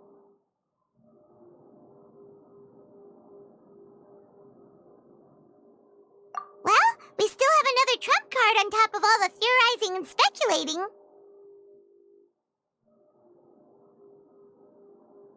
Yes, Malus did say that charging straight in there would be extremely risky, but we don't have any other options right now. We need far more solid proof before we can hope to go charging in on our enemy. Navia, here you are. Oh, I've been looking for you. Huh? Aren't you the guy from the guards? Did something happen? Yeah. News came from Irenaeus just after you left. We've got another trial on our hands. Wasn't that place built specifically for holding trials? What's so newsworthy about this one? I know. But they said the person they're putting on trial is a Fatui harbinger called Tartaglia.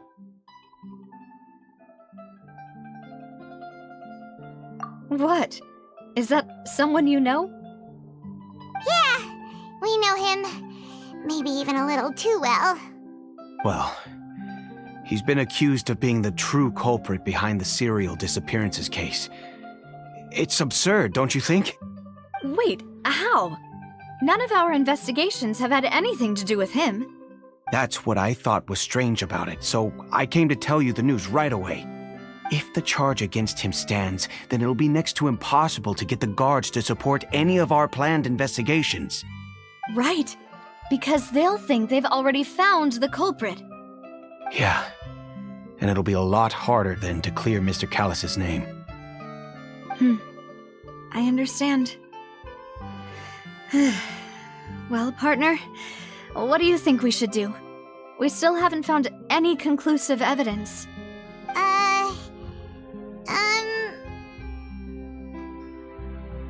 Huh?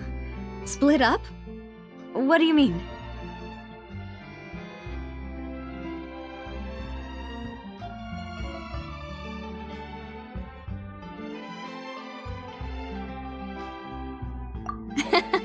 Just as expected of my partner. Since this is a trial about the serial disappearances case, the culprit's attention will be focused on Irenaeus, leaving his home base wide open. You're right. This is our best opportunity. All right then, let's do this. I'll stall them at the Opera House and charge Marcel as the true culprit. I won't have any chance of making that charge stick, though, unless we find more evidence. It'll be up to you to make it back in time and hand the decisive evidence to me. We'll help you, just like you helped us in Linny's trial. Demoiselle, please allow us to accompany you. I'm ready. Ah, Malus, Silver. When did you two get here? We heard that you'll be leaving Poisson and figured that you might require our assistance. It's our hope that your confidence will be bolstered with the two of us by your side. Thank you so much. Then, let's make haste for Irenaeus. Paimon, Traveler, I'll see you at the Opera House. See you then!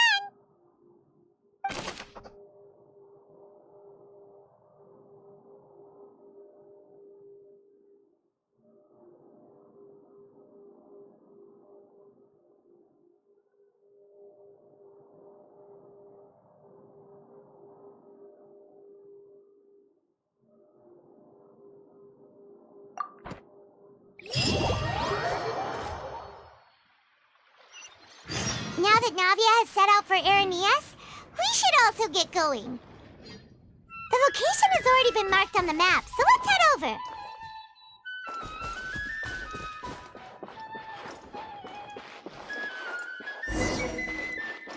Huh.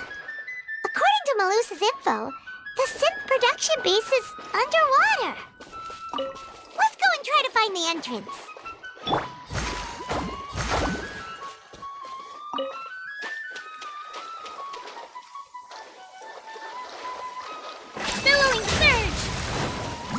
Marching in the rain conceals the sound of our arrival, but is also a test of stamina.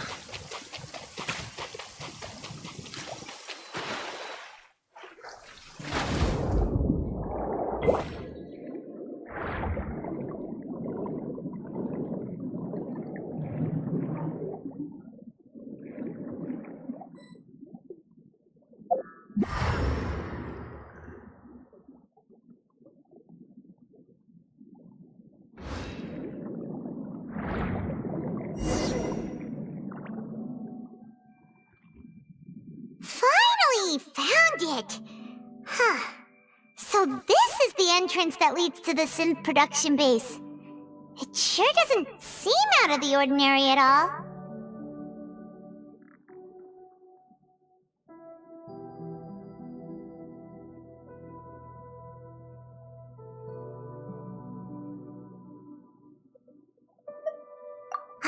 You're right. An important place like this is bound to have a ton of protective measures and mechanisms. Navia's probably arguing up a storm right now to stall for us.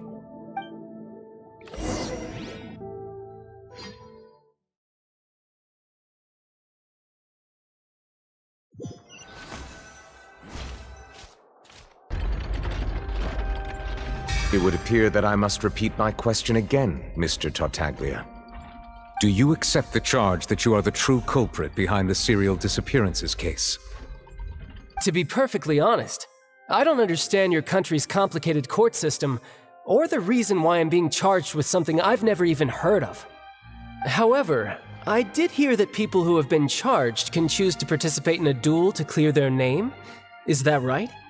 In which case, as long as I accept the charge, I can have an all-out fight with that champion duelist Clorend, right? I've got to admit, that's one of the most enticing offers I've ever received. When I privately sparred with her last time, she was obviously holding back. Real disappointing. Hey! Don't you understand? You're currently the prime suspect for a major case. This isn't the place for you to be looking for fights. Oh? Sounds like the Hydro Archon wants to lecture me on the ways of the Opera House.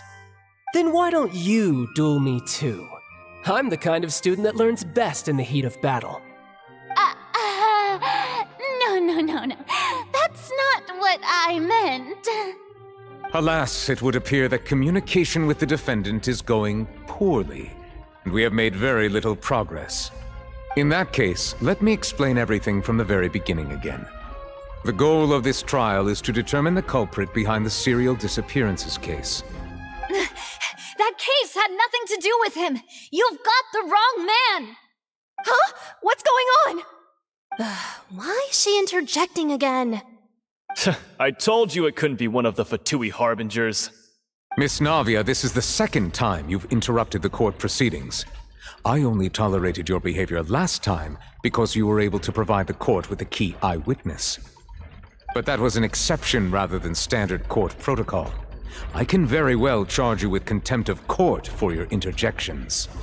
Oh, please. Did you ever think I had any respect for this place's pointless theatrics? We can put that discussion aside for now. I'm not here to argue with you. I'm here to charge the true culprit behind the serial disappearances case. And if my charges prove true, then Tartaglia here will be proven innocent by default, correct? Oh, a young lady has charged in and offered to clear my name. How fascinating.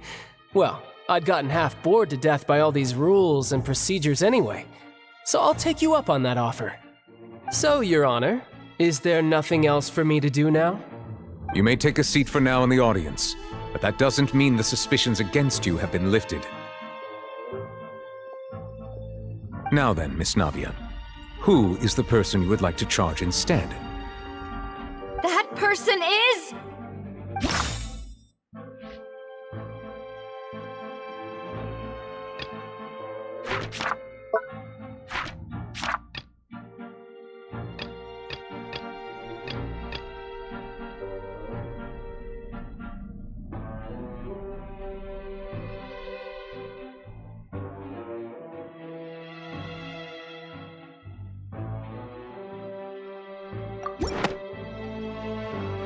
Marcel, the head of Confrérie of Cabriere!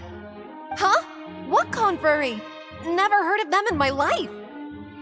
I've heard of them, but weren't they Spina di Rosula's sister organization? Oh, is this going to be a friends to enemies type situation?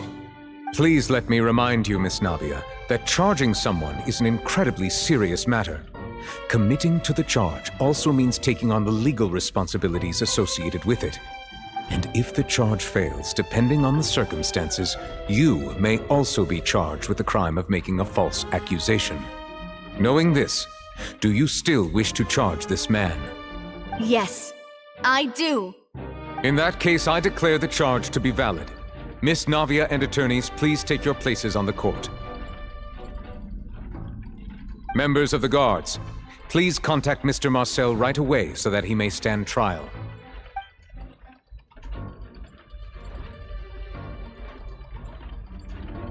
Mr. Marcel, you will not require an attorney.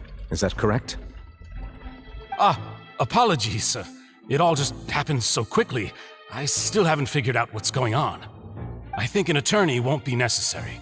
This is probably just a misunderstanding between me and Navia. Very well.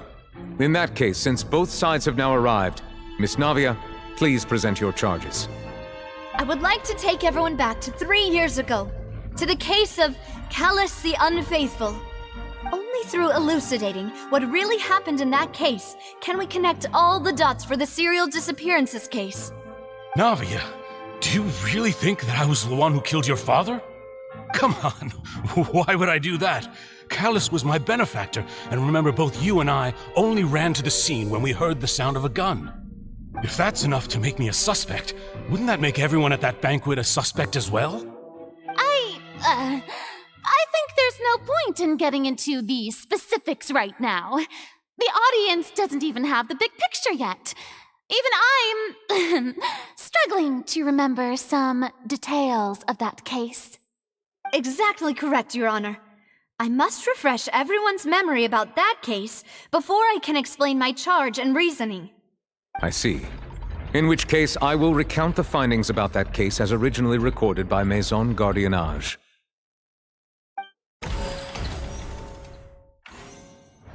On the day of the murder, Spina di Rosula hosted a large banquet in a countryside estate owned by the Confrérie of Cabriere.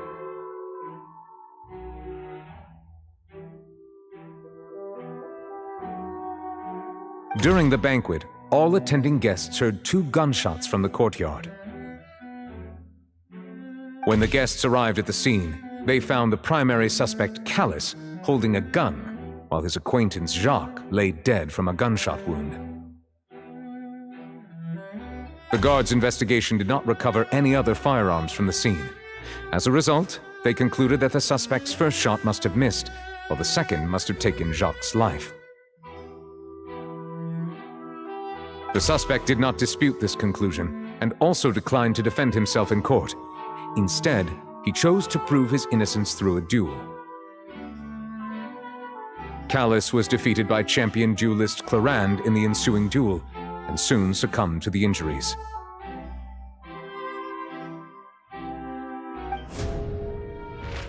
These are the known facts about the case.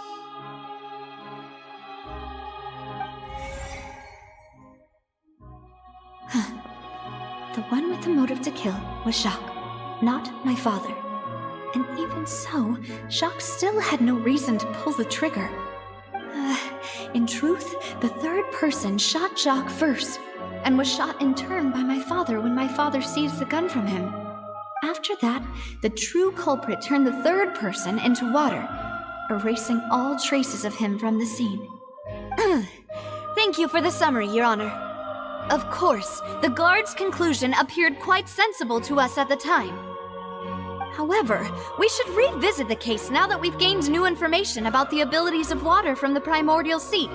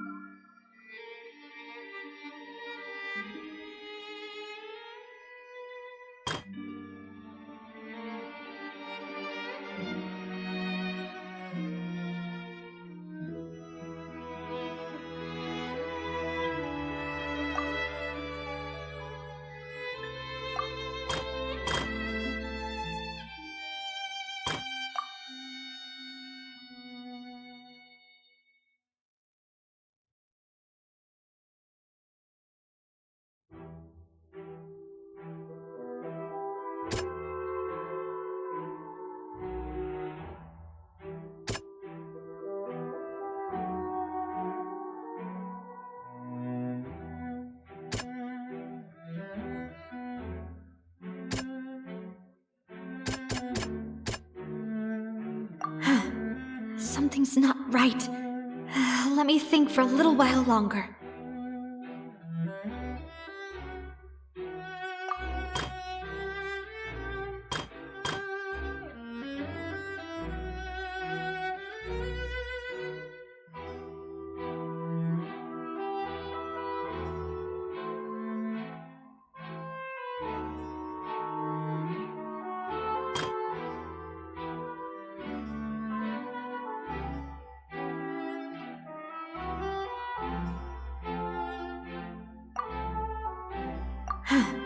Something's not right. Let me think for a little while longer.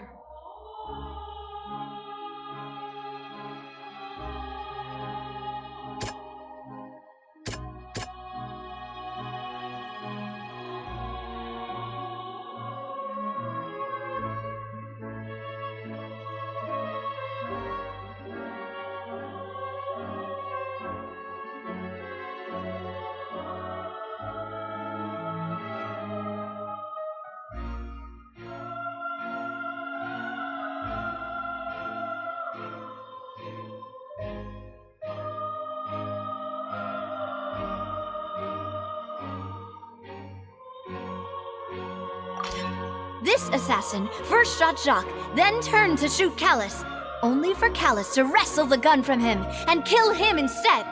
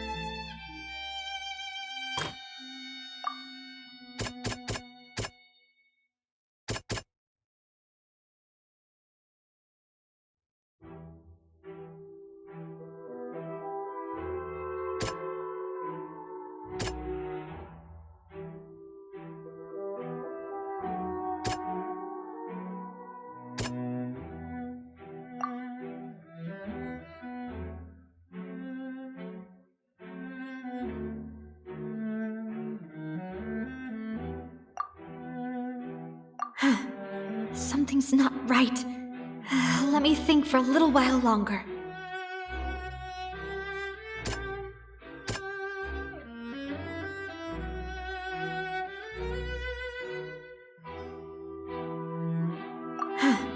Something's not right. Let me think for a little while longer.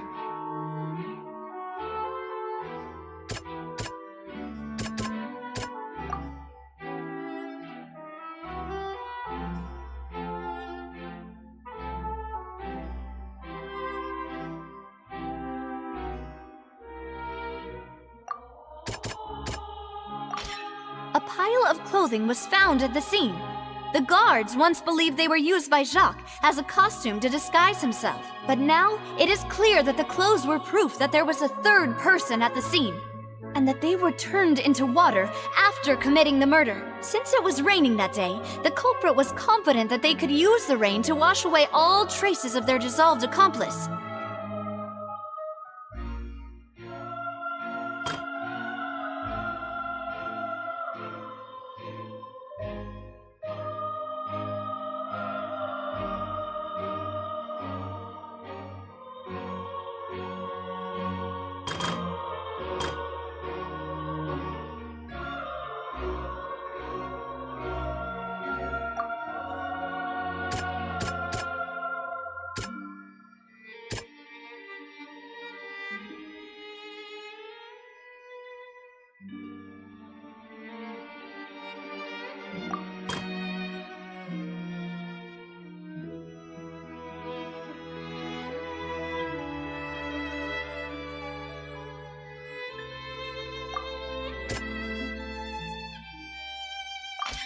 The testimony of the victim's family confirms that Jacques had thoughts of assassinating Callus when he set out for the banquet. However, in the end, he reconsidered and instead shared everything with Callus, hoping to seek the latter's protection. Unfortunately for Jacques, the true culprit had already considered this possibility and had sent out another assassin.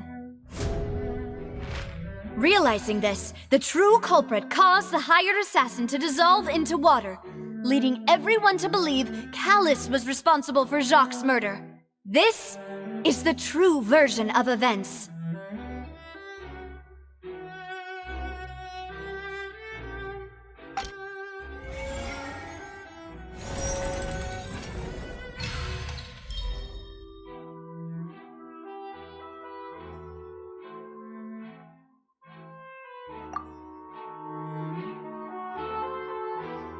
So that's what happened.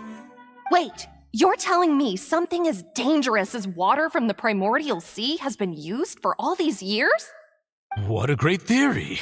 It also explains Callus's and Jacques' respective motives. I guess they didn't shoot each other after all. Mr. Marcel, you are the one being charged with the crime. You should provide a rebuttal if you wish to prove your innocence. But I think I agree with everything Navia just said. In fact, there was nothing in her speech that directly implicated me. Then, may I ask some questions? In my opinion, we primarily need to determine two things. One, do you have the evidence to back up your claims? I'm afraid not. At least not at this very moment. Boo!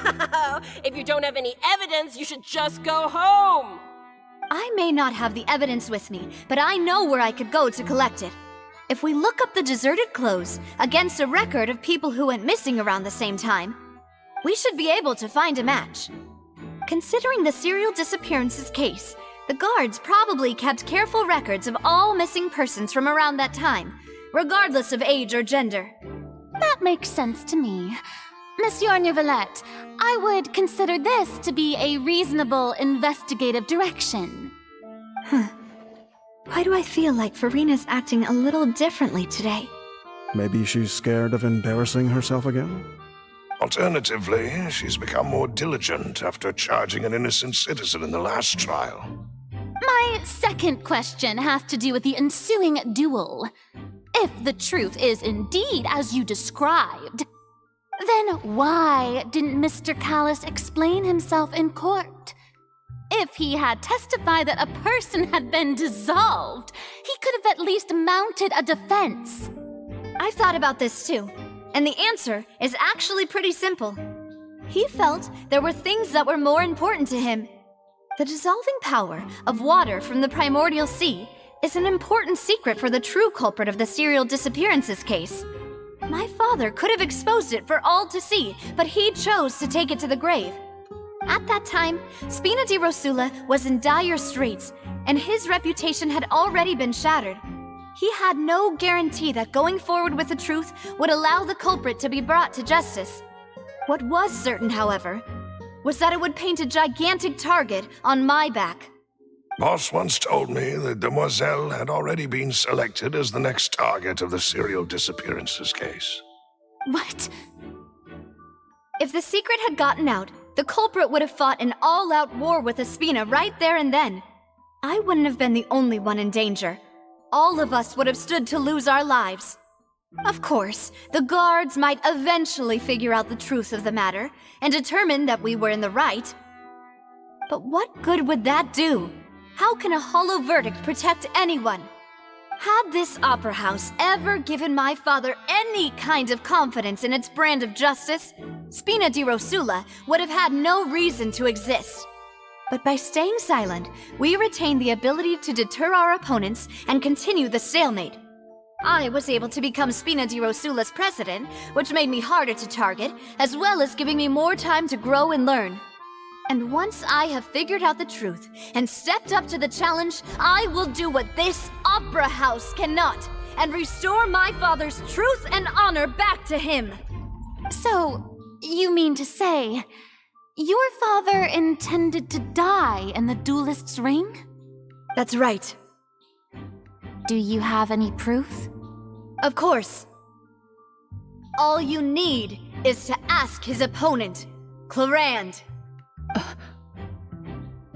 I don't need your apology, your guilt, or your support from the shadows. You don't have to do anything for my sake. But since he entrusted his will to you, Clarand, You should tell us the truth about his sacrifice. So, during the duel, did you believe that Callus was intending to die? Yes, I did. As a champion duelist, I've fought many battles and taken a countless number of dishonored lives. In my line of work, I've seen all kinds of people give their all for the faintest hope to continue living. Some were determined, others passionate, and some even manic and twisted. Just one look and I can tell if a duelist is hoping to live or if they're looking to die. I hereby swear on my name and honor as a champion duelist that Mr. Callus never intended to leave the ring alive. Since that's your testimony, I have no more questions. It appears there really are good grounds to reopen this case. I concur. However, Miss Navia, you still have not explained the link between your father's case and the serial disappearances case. Right? What she said was fascinating, but kind of beside the point. Wait, weren't they just talking about the serial disappearances case? Of course, Your Honor. The two cases are connected via a matter of timing. In my father's case, the culprit intended to kill both Jacques and Callus. As a result, they planned to act after hearing 2 gunshots. And at the end of Linny's trial, the culprit also only dissolved the victim in front of everyone because they realized they were at risk of being identified. The culprit could only time their actions so precisely if they were already at the scene. Coincidentally, Marcel attended both the banquet and the trial. So that's why you suspected me. Even after hearing your reasoning, I still can't help but find it a little preposterous. I'm used to it, though. You've always been an impulsive and sentimental child, Navia. It's one of your most endearing traits. No need to appeal to pathos. I won't try to refute your points one by one, but even if everything you just said was true, can you prove that I was the only person present at both events? On top of that, does a person have to be physically present to control the timing? Can't someone remotely monitor the place? Don't know what she can say to that. I know that even with that, you might still think you can reduce the list of suspects with some further investigations until I'm the only one left on the list. Alas, who won't feel at least a little hurt by an accusation of murder from a girl you see as your own daughter? But if I were to dismiss this completely, you'd also think I'm not being considerate of your feelings. Ah well, let Uncle Marcel teach you another lesson. Do you know what the biggest flaw in your reasoning is? I suppose you're gonna tell me anyways. It's timing again. I'm a businessman by trade. From that standpoint, there's no reason for me to kidnap young women. It's a high-risk action with nothing to gain. In addition, I left my home in Snezhnaya when I was young to come to Poisson and work in some trade. My business only thrived when I received Callus's patronage. But the disappearances began before I ever stepped foot in Fontaine. I do apologize, demoiselle. This was my mistake. No, it's not your fault. I'm sure he had come prepared. Is there anything else you'd like to say? Would you like to check the date of my first business license against the first known case of the serial disappearances? You can also take a look at my border entry records, or ask my friends and family when I left Snezhnaya for the first time. Could those records and testimonies do something to appease the unspeakable anguish in your heart? Seems like she got the wrong guy. At this rate, Navia will be convicted for falsely accusing him. I think you've done a superb job of dissecting your father's feelings as he neared the end of his life. But aren't you going against all of his wishes and expectations right now? He wished for you to become more rational, collected, and conscientious, instead of dwelling only on your own feelings. Once you've learned to be more considerate of others' feelings and to stop rushing headlong into things, you'd have met most of his expectations. This isn't just about me, and it never has been. The biggest difference between me and the rest of the victims is that I still have the ability to search for the truth, while that same agency has long been taken from them. The people whose families were destroyed by synth abuse, the people who lost their loved ones to the serial disappearances, and the people who suffered tragic ends due to their sense of justice. Many people's images are flashing before my eyes. I'm sure some are coming to those of you in the audience as well. And whose image do you see, Marcel? Is it a man named Vacher? Oh, so you do know that name. I'm merely surprised you'd suddenly say the name of someone I've never even heard of. I was waiting for you to say that.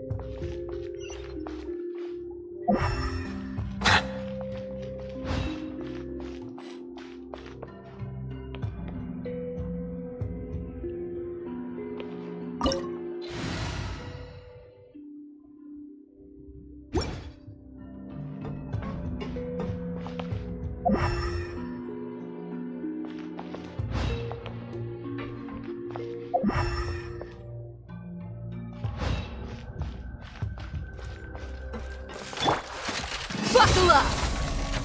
Allow me! The wind knows me. Fallen leaves, adorn my nut! Settle down!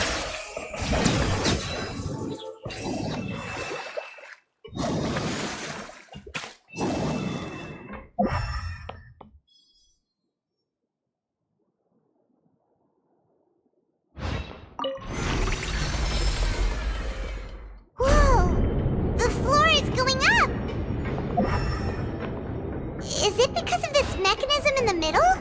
That guy really prepared a lot of stuff for this place.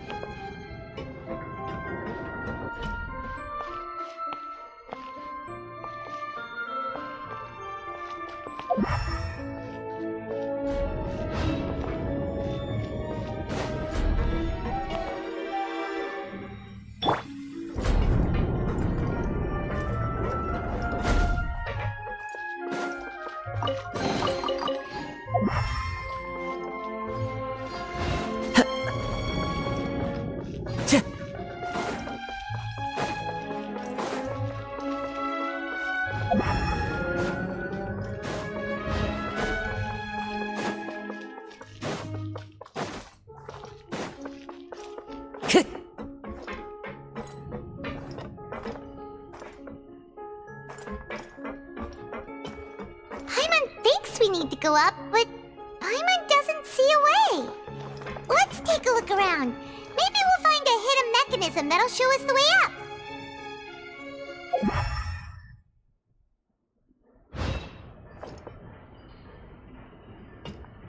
Into the wind.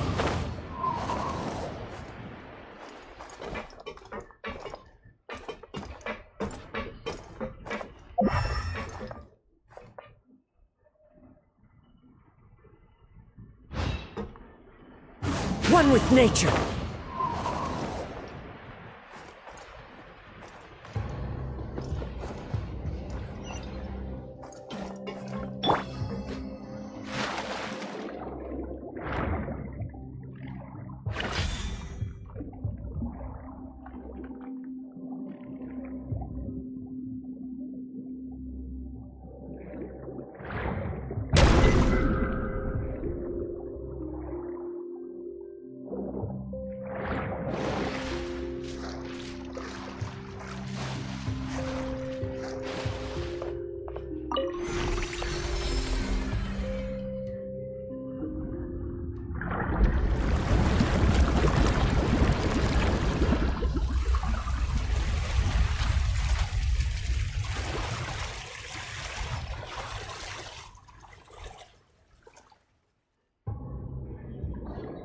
water level is rising. Now we can swim to the top. But this is still a ways away from where we need to go.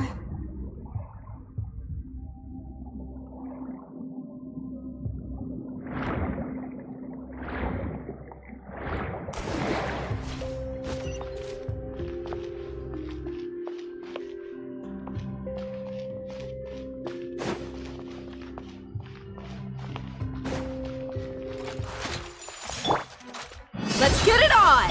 Rest and rebuild! As one with wind and cloud! Silence!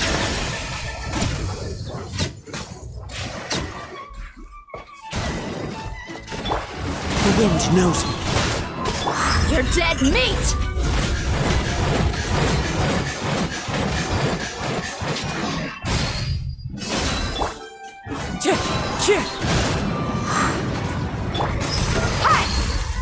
Bow your head.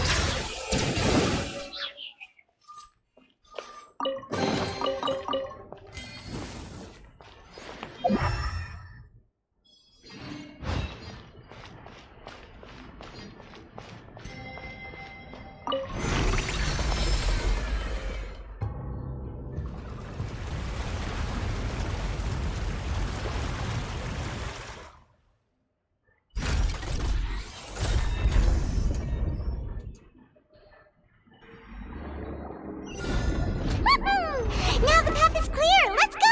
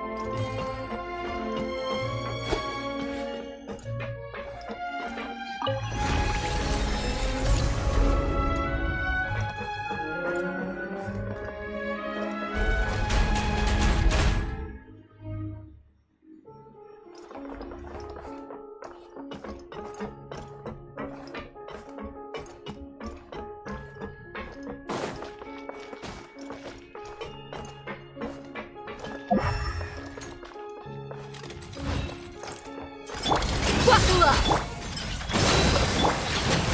Into the wind. Fallen leaves. Adorn my...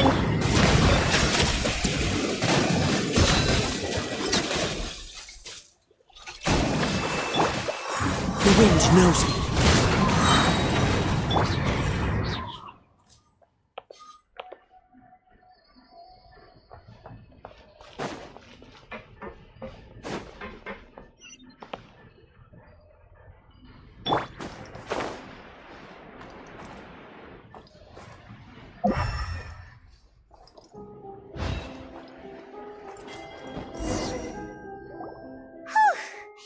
After all that, we finally made it to the innermost sanctum.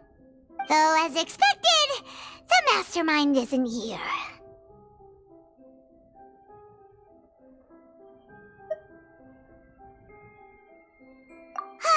That's right. Then let's hurry up and find some evidence so we can get back to the opera house and help...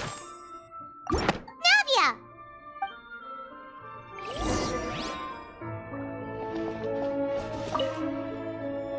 What's all this? Aw, it's a bunch of really cute things! Pink accessories, a hair tie, a necklace, even a makeup box!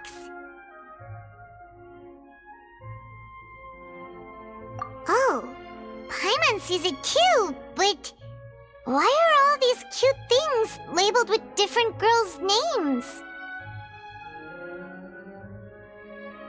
Huh? You mean the girls from the serial disappearances? They were brought here? And then they were turned into water. And all the boxes of things. These names. That means... Oh, this is terrible!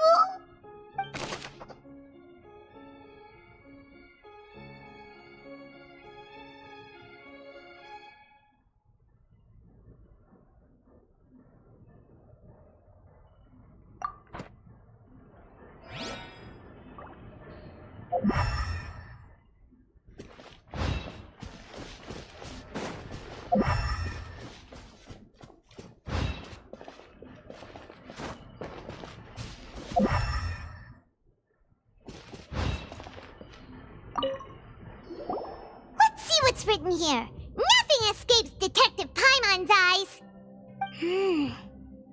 Callus. Navia's father. Oh, this seems to be an investigation report on him.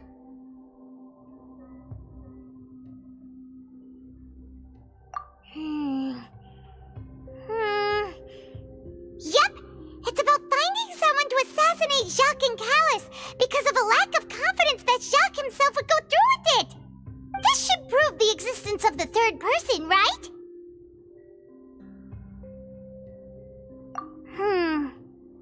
We still have not determined the exact content of the key information Callus has passed on to certain members of his organization. The old dog's a real menace to deal with. Even if he abides by the promise he's made to us, he will still have the upper hand. He can act whenever he wants to make our lives miserable. The only option left is to remove him from the picture entirely. I concur. Let's send someone to kill him. He won't declare war as long as we don't touch Navia. Oh, seems like we've got a bunch of correspondence between the higher-ups. They're all just so evil.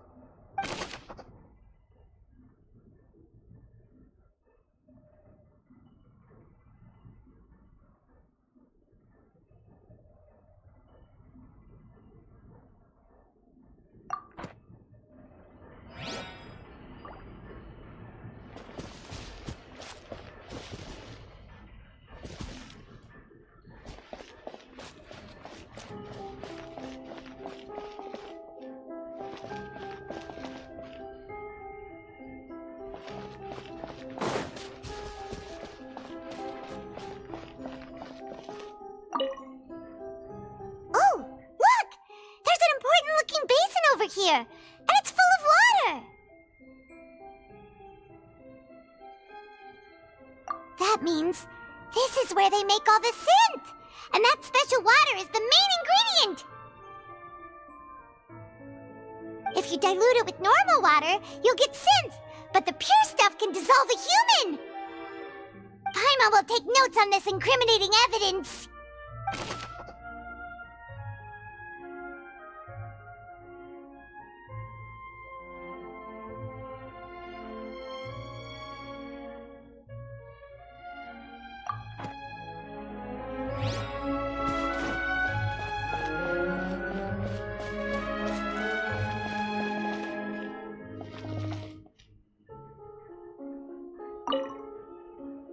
What's this over here? Looks like some kind of place for research. Experiment number 16 aims to verify Jacob Ingold's research conclusions on the primordial sea and use his theory as a foundation to achieve a breakthrough. The experiment was a failure. No individual managed to resurface from the water from the primordial sea. Female specimens 22, 23, and 24 were dissolved.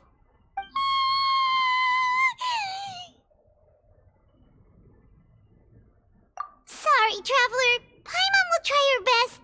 It's just that Paimon's never read something so scary before. How can someone write something that terrible in such a matter-of-fact tone? You read the rest. Paimon's too scared to keep going.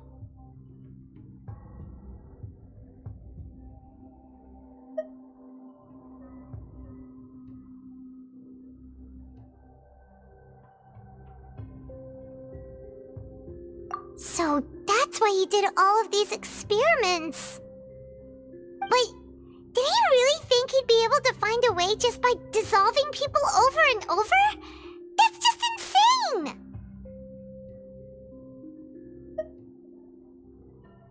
Huh? Isn't that the name you heard by the fountain? Paimon thought he was an eyewitness in the serial disappearances case.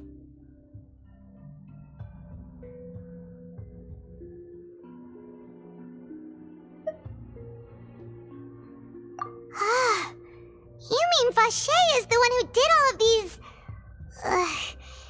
experiments?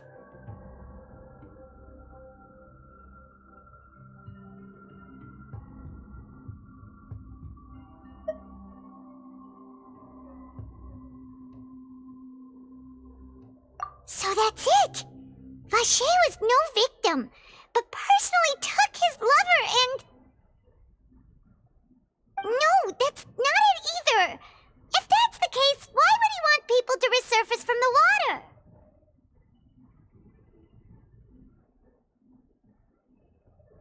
In any case, Paimon will write it all down.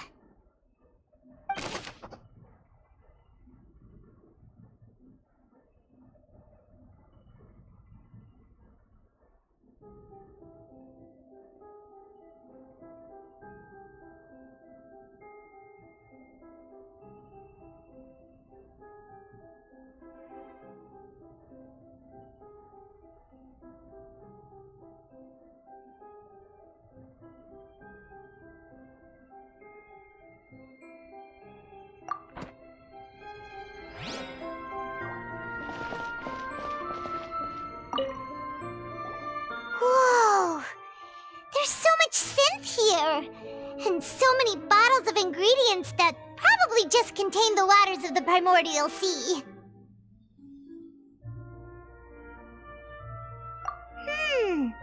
Mixing in progress, ready to drink, stock sample? Huh. They've also got all the synth pretty clearly labeled. Whoa, there's even fruit-flavored synth?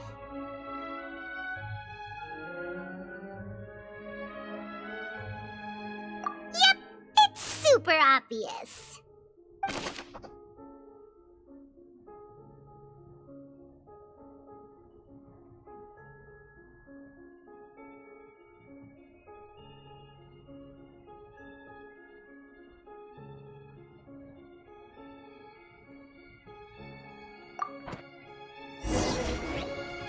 We've looked at almost everything here, and it seems like our theories were spot on, but...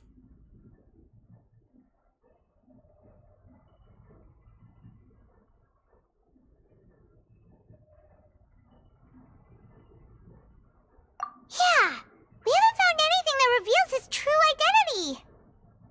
No wonder even Nervalet wasn't able to find anything. Whoever it is probably destroyed everything to do with that name a long time ago. That way, even if we bring all this back to the opera, we won't be able to identify the true culprit.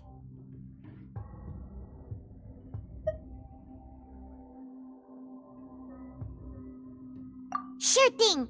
Paimon won't admit defeat to this guy either.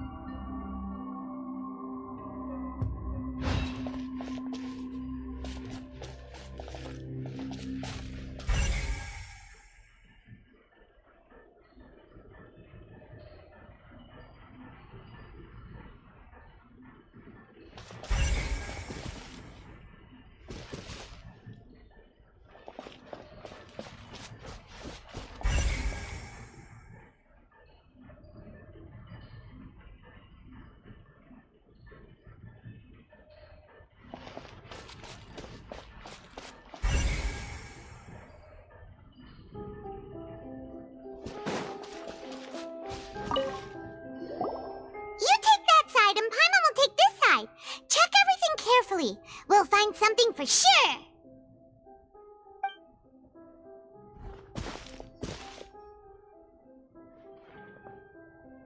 Ugh. Nothing at all. And Paimon can't even find snacks either.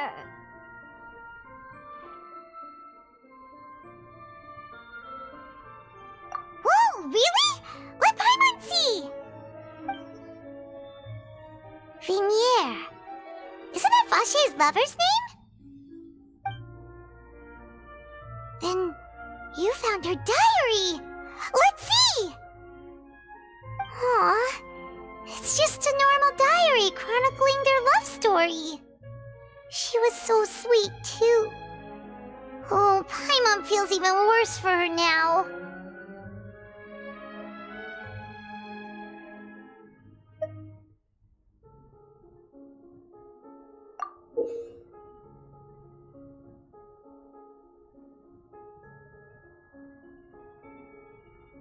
So many!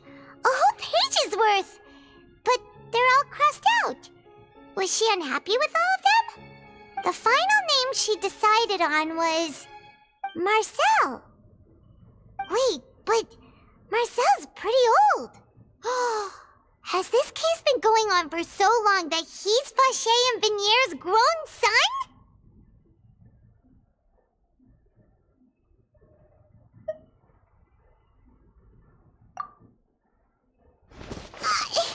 Hey! Paimon still hasn't figured it out yet.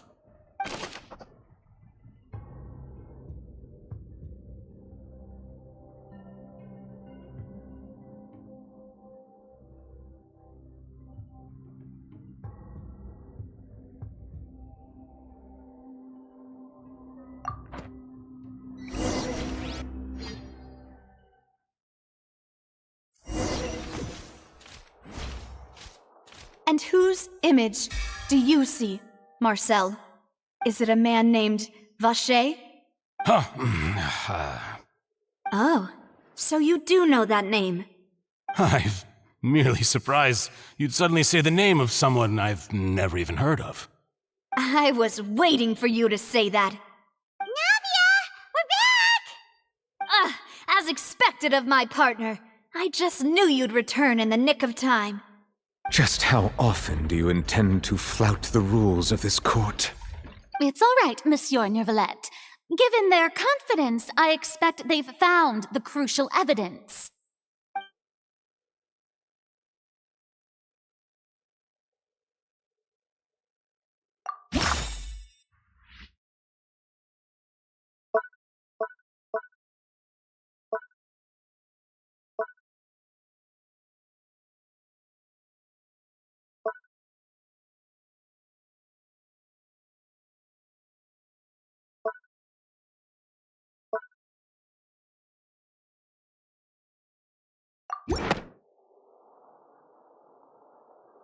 But the truth of it, Marcel, is that you've always been Vache.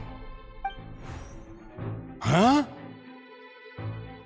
We've investigated your lair and we already know everything! After your lover, Vinier, was dissolved, you kept abducting young women to experiment on the hopes of bringing her back to you! You even created Marcel as a new identity and destroyed all records of your past as Vache! So that's it. Even the villains in opera performances rarely go that far. And with that, Marcel's motive has now been established. This information regarding your past also dismantles your prior timing defense. Well, Marcel, do you know where you went wrong?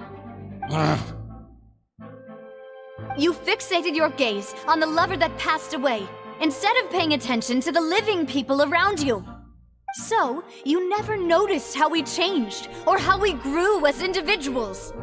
You also never understood Boss's real expectations for his daughter.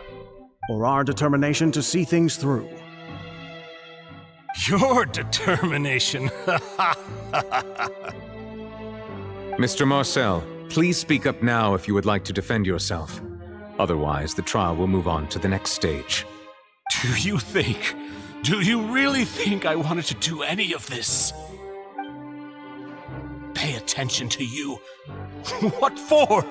Have you ever paid attention to me? Ever empathized with my pain? Ever known how it feels to watch the love of your life dissolve right in front of your eyes? No one helped me. No one even believed me. All those decades ago, even the officers from the Maison Gardiennage were laughing at me. They said there's no way a human being can turn into water. So I must have gone mad from grief. Vigniere's death was brushed away by all of you as if it didn't matter at all. Well, now you know, don't you? Ha! Well, it's too late now. All those who were dissolved are gone forever. You only have yourselves to blame. You set up this ornate opera house in pursuit of your so-called justice, your beloved drama, while turning a blind eye to the suffering of the people. Vigniere is dead. We promised each other that we would always be together. Wherever she goes, I will follow. But I'm not from this blasted place, so I can't be dissolved, no matter what I do. Hey, is that water from the primordial sea that he's drinking? I can't dissolve! Can't dissolve! Can't dissolve! Do you all see? I can't go! I can't follow! So if I can't go where she is, what choice do I have but to try to bring her back? I did all of that, and in the end, that accursed Callus still got the better of me. I spent my entire life living on pins and needles, only to get stabbed by his idiot daughter at the very end. The suspect is exhibiting signs of mental distress. Guards, please restrain him. Don't touch me! Don't anybody come near me! I still need to save Vigniere. A promise. We made a promise. Vigniere. Vigniere!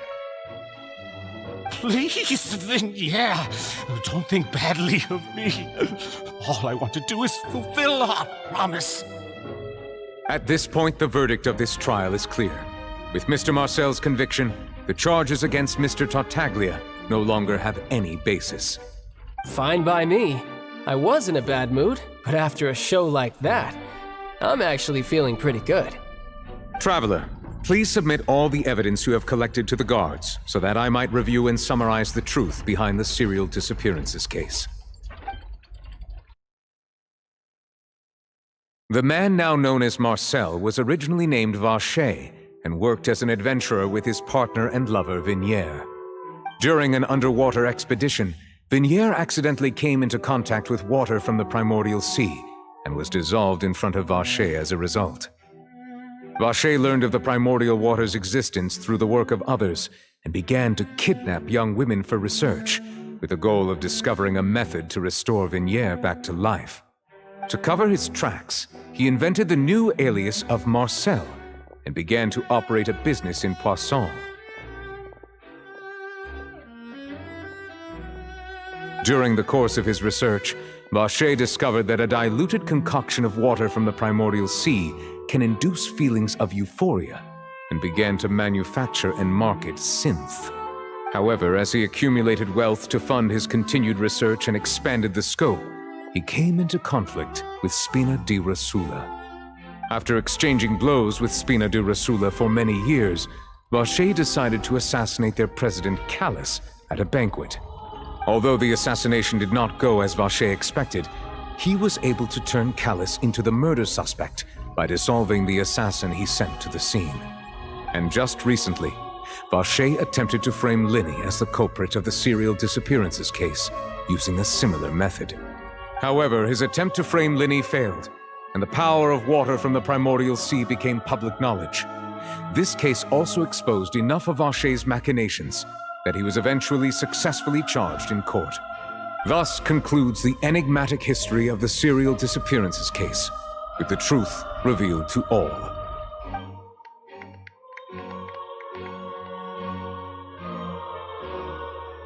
The oratrice will now deliver the final verdict regarding the charges against Mr. Vacher.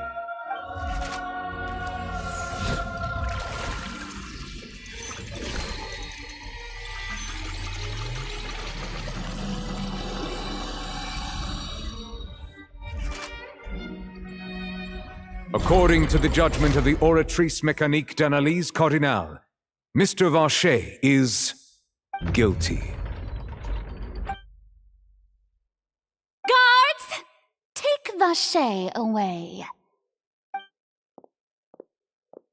Good. It's what he deserves. With that, the serial disappearances case is over now. We really just witnessed history.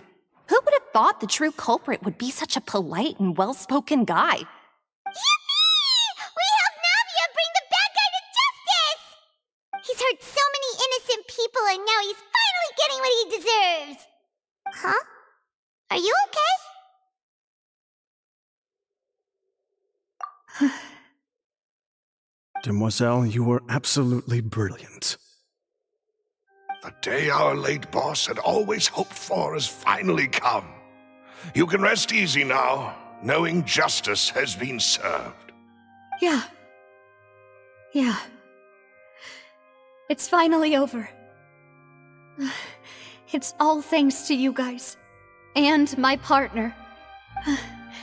See, Papa? Spina di Rosula's still doing well with me at the helm. Well now, hasn't this been a most delicious piece of drama? The villain has been caught, justice has been served, past wrongs have been righted, and it's a big ol' happy ending. Since it's been such a great show, I'll just let the false accusations against me slide. Either way, I've still got some business to attend to, so if you'll excuse me... Please wait just one moment, Mr. Tartaglia. What now? None of this has anything to do with me. According to court protocol, since this trial was initiated due to a charge against you, a verdict must also be made regarding the initial charge before the trial can conclude. Oh, come on. Is this really necessary? Haven't you already caught the real criminal? Isn't it time for side characters like me to exit stage left? Please respect the laws of Fontaine. This has always been the rule. All right, but this sure is a lot of hassle. All I need to do is stand over there, right? Let's just get this over with. Through evidence presented in the public trial that was just held, it has been established that Mr. Tartaglia has no direct connection to the serial disappearances case. The guilty party has been identified, and thus it is logical to suppose Mr. Tartaglia is innocent of the charges. We now turn to the Oratrice Mécanique d'Analyse Cardinale to render the final verdict on the charges.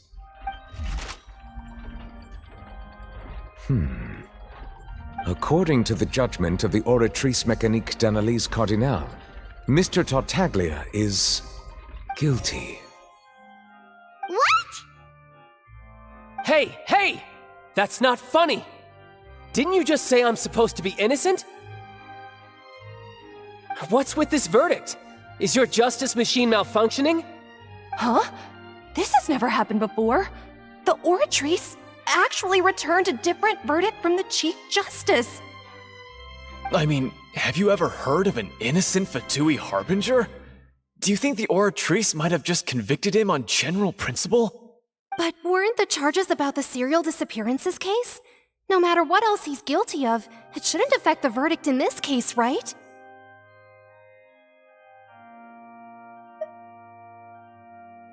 The judgment of the Oratrice Mécanique d'Analyse Cardinale is, by law, the final verdict of the court.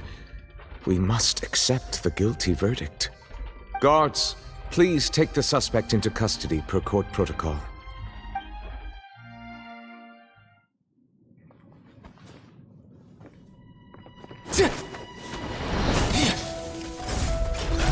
So this is how justice is done in Fontaine. What a joke. You've got your rules. Well, I've got mine too!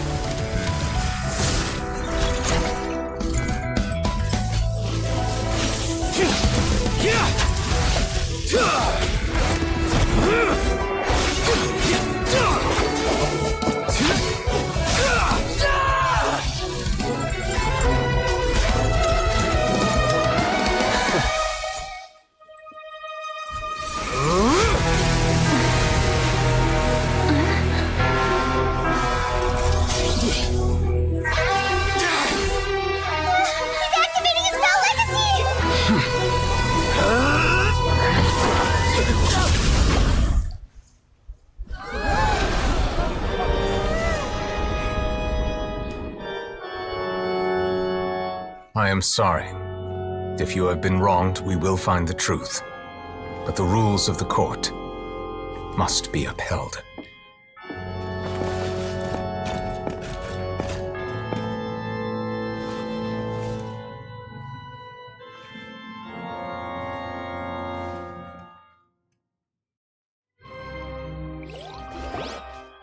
Hey, Monsieur Novelette, what's going on? Shouldn't they have been cleared already?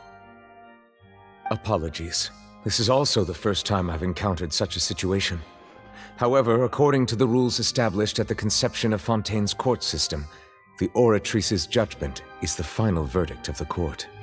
All I do is follow court procedure. As for why the Oratrice arrived at the conclusion it did, you should probably ask someone more knowledgeable than me.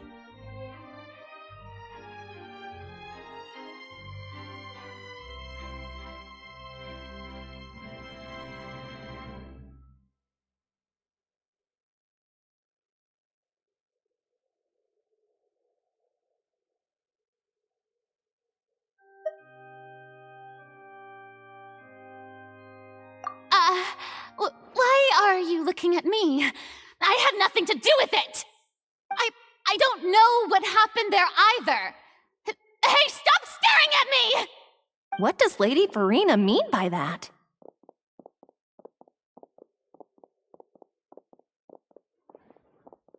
She says she has no idea either? But that's impossible. Didn't she create the Oratrice herself? Yeah, so are the verdicts reliable or not? Can results like this really be called justice?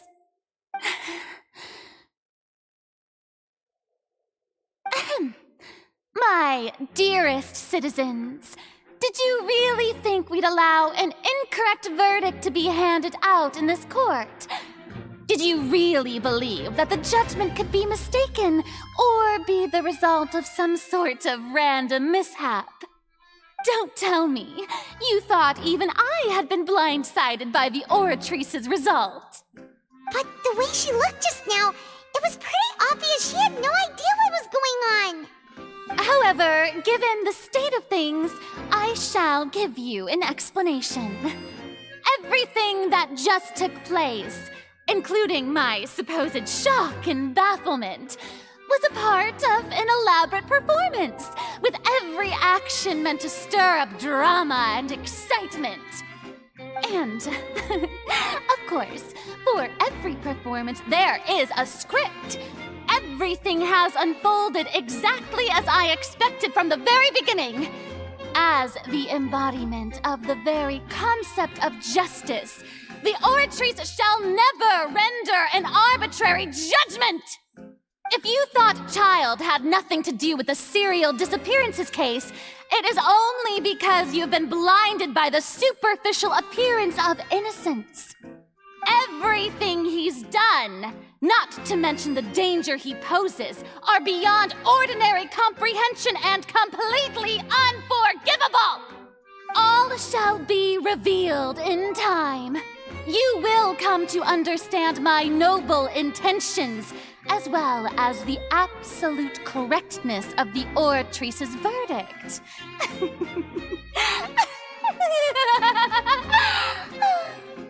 Now, having said that, although I hate to leave things hanging in suspense, it is now time for this performance to end. As the lead actress, I shall be the first to take my leave. Toodaloo! So she chose to make her escape after all, did she? So you're saying we shouldn't put much stock into what she just said? She probably just put on that performance to save face. As for the truth, it's unlikely that she actually has any idea. However, please be assured that I will continue to investigate this case in a personal capacity. Just as I promised, if the judgment has been incorrect, we will do our utmost to clear his name. All right. Even though we feel pretty badly for him, we'll take your word for it for now.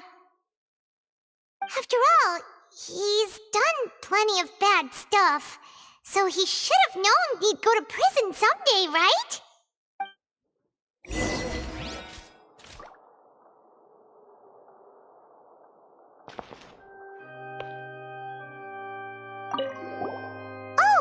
Monsieur Nervalet, that power you showed when you took him down. Who are you really? I'm the Chief Justice of Fontaine, of course. If officers of the law lack the strength and capability to enforce it, then it makes a mockery of justice.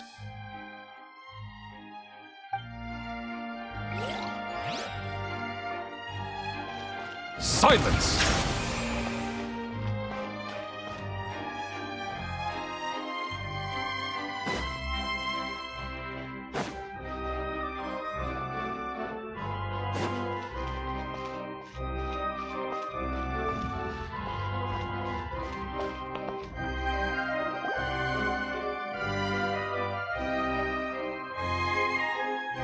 Hey, what are you doing? Quick, stop him! Traveler! Hey! Traveler! Marcel! What are you doing over here? Stop resisting arrest! Cease, or we'll add another charge to the list! No, wait! I just want to ask the Traveler something. I'm not looking to run away. Please, just let me ask this one small thing. Go on. Thank you. I was being led away when I finally realized something. Where did you first hear the name Vacher? I erased all records of that name. So, unless... Are you still trying to prove your innocence? Give it up. You've already been convicted.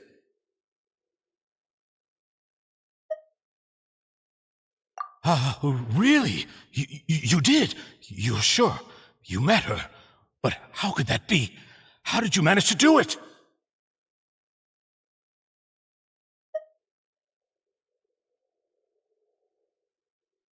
The Fountain of Lucine? Then she's been so close to me all along. And I just never... Please give me a chance to talk to her again. Just let the Traveler take me to the fountain to see her one last time. This is the last request I'll ever make in my life. You can do whatever you want to me afterwards. I don't care. What? Give an inch and you want to take a mile? Do you think serial killers get to make requests like that? Paimon agrees. Why should we give him what he wants when he's only done a ton of super terrible things? This request, is it worth as much to you as your life? Of course! Wait, no. It's worth even more than my life. Humans. Will they betray the instinct to live just to satisfy spiritual needs? Very well. I will grant your request. Your Honor, I fear that... I will go with him. You do not need to worry about any escape. In that case, I shall leave him in your most capable hands, Chief Justice. Thank you, Your Honor.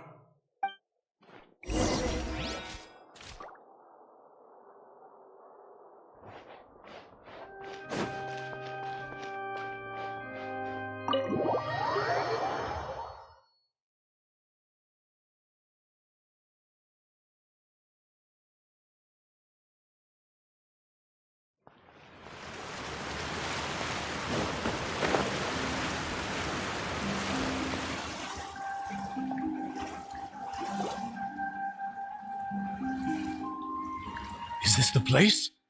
You said she's here, but what do I need to do to see her?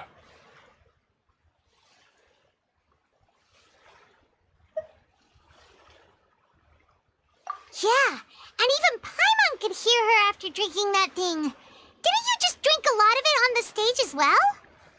Oh, in that case... Vacher! Ah! Yes, that's it! So you heard it too! Vignier, it's me! It's me, Vacher! Vacher? Vacher! I'm here! Where are you, Vignier? I'm coming for you. I'm finally here for you. Hey, wait! Be careful!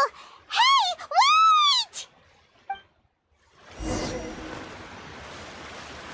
Vignier, is that you? It's me, Vacher! Vignier! Vacher? Why did you come? Didn't I say? You don't need to look for me. You look a lot older than I remember. How long has it been? It's been more than 20 years. I've suffered for over 20 years since the day you left. All this time, only the thought of bringing you back has kept me alive. Nothing else mattered to me. I must be dreaming. Who would have thought I'd get the chance to tell you all of my feelings like this? Vignier, you are my everything. I really don't know how I could live without you. But Vacher, if you ask me, this world would be better off without you. What are you saying? If not for you, I would have finished my law degree and probably become a top-tier attorney one day. If not for you, I would have continued to pursue my love of the arts, and my works would have been displayed in the Palais Mermonia itself. If not for you, I would at least have been able to take care of my mother. And she would not have grown old and died alone, with nothing but the tears on her cheeks. It's all because of your selfishness, Vacher. It's all because of you. Wait, you are not Vignier. Who are you? You're right. I am not Vignier. I am the sacrifices. Every woman who died by your hand, as our bodies dissolved, our consciousnesses flowed back to the primordial sea. Our thoughts circulated endlessly within the primordial sea, and we were no longer individuals, but we became one, just as streams of water come together in the sea. I'm Cressy. I'm Lemonie. I'm Azine. The only one I am not is Vignier. Why? But then, where is Vignier? She doesn't want to see you anymore. Every tendril of her consciousness is avoiding you. This is what you get for your selfishness. Your selfishness robbed us of our lives and our futures. You said time and time again that you'd do any and everything for her. But did you ever consider whether she'd want to see you do the things that you did? If she would despise you for what you became?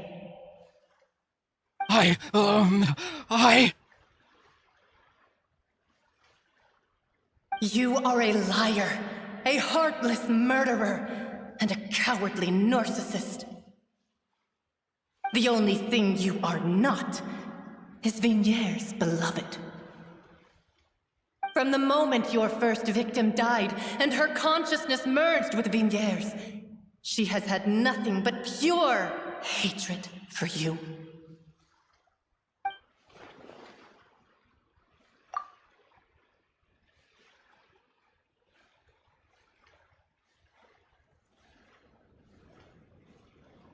No!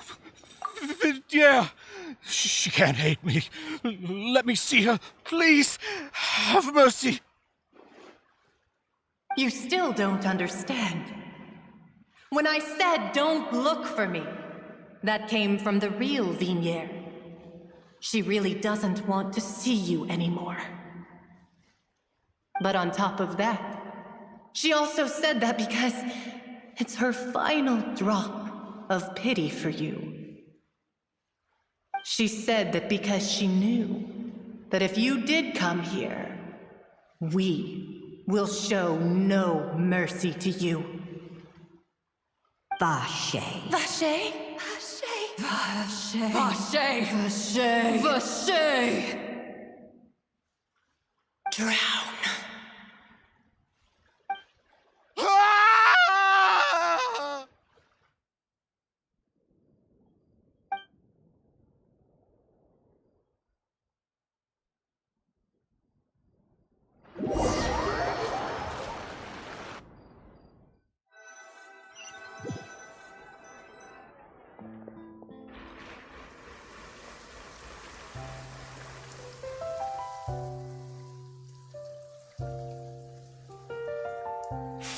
finally we have some time to do shopping. Gosh, it's really been a long time since we've been able to relax.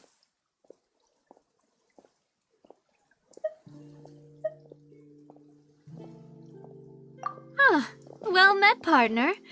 I knew something great was going to happen when I woke up in such a good mood today. Even this weather can't put a damper on the demoiselle's mood. It's a pleasure to see you both again. Oh, hey, Navia! It's been a few days. Paimon's already started to miss you. Oh, now that I believe. I'm easy to work with and always bring home the bacon. Who wouldn't treasure having a partner like me? Sounds like you're really enjoying life these days, Navia. What have you been busy with since the trial? It's just been one thing after the other. I've been making non-stop trips between Poisson and the courts in Seine. Everyone from Spina di Rosula organized a memorial for my father. We never held a memorial when he first died, since everyone knew that even if we held one back then, no one was going to come. This time, though, everyone in Poisson, and even many people from the court, all attended. So his name's definitely been cleared now. That's what we like to hear. It's been the dearest wish of Demoiselle all along. That blasted stubborn fool. I was right to put my faith in him. I'm so glad I didn't give up on the case all those years ago.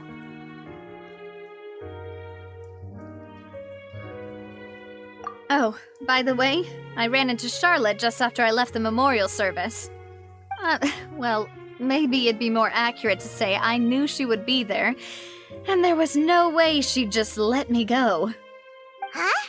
So you know Charlotte too? The Charlotte? Journalist from the Steambird? Yeah, way back when I first became the president of the Spina di Rosula, she was all over me. Wouldn't take no for an answer. I believe the story was called The True Heart of Darkness, Secret Tales of the Yellow Rose. To be fair, though, it was a really flattering feature. So, we've been on pretty good terms ever since. She was trying to lean on our friendship to get me to do an exclusive piece on the serial disappearances case. Oh yeah, she told us about that. She's always been super interested in that case, so now her wish has finally come true too! Anyway, I told her to make sure that when she writes about you guys entering the opera house with the critical evidence, that you both sound really cool. Now that's another thing to look forward to. We trust Charlotte's skills with a pen for sure. Oh, and in other news, I also took Clarande out for a meal. Oh, are you two on better terms now? While you were investigating Vacher's headquarters, Clarande gave testimony on my father's behalf. It was thanks to her that we were able to turn the tide. I wanted to thank her. I mean, there's also no point in being awkward all the time, so we took the chance to reconcile with each other. Oh, that's great! Paimon also thought Clarande wasn't actually a bad person. It's always good to have more friends. Anyway, now that the case has finally been solved, perhaps it will slowly begin to fade from the public consciousness. Oh, actually, there's still one last thing I need to do. What is it? I should pay a visit to my father's grave and tell him the truth of what happened, as well as how it all ended. And on top of that, just how much people still look up to him to this day. That includes me, too. Miss Navia. Indeed. We want to go too! We also think Callus is a really admirable person. Sure thing. I'd like you two to share the moment with me. After all, without you, there might not have been such a positive ending. And in that case, everyone, let's be off. Considering the recent weather, we'll be lucky if we can reach Poisson before dark. Yeah, you're right. It's been raining non-stop for a few days now.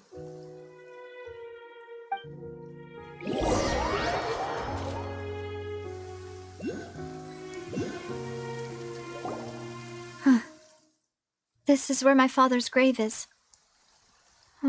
To be perfectly honest, even I haven't been back here for a long time. Huh? There's someone there already. Wait. That figure. It can't be... Hmm? Isn't that Neuvillette? Why would the Chief Justice be here? Huh? Navia?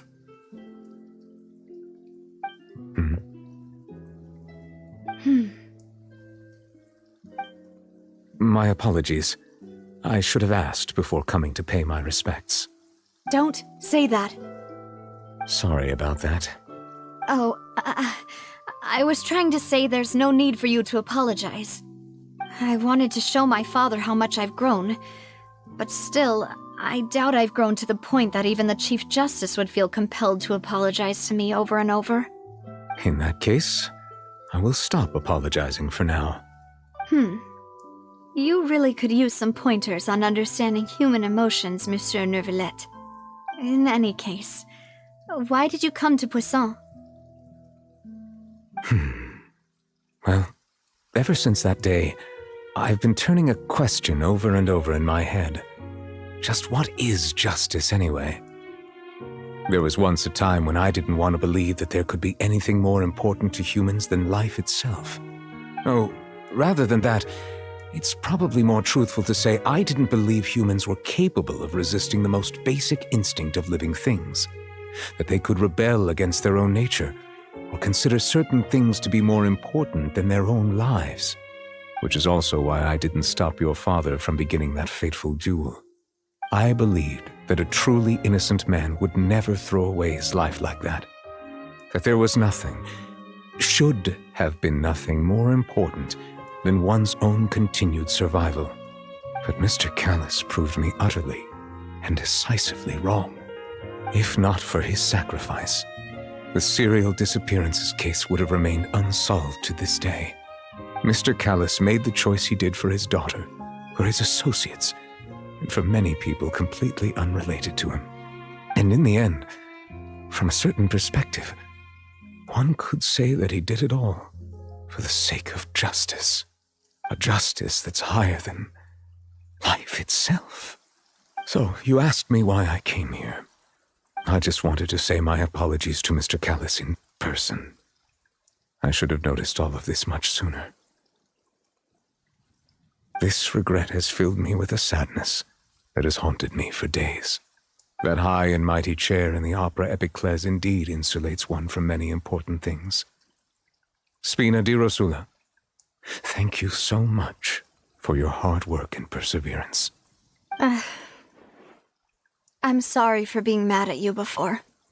So, you're actually one of those types that's cold on the outside, but pretty thoughtful on the inside, huh? That reminds me of Silver, one of my guys.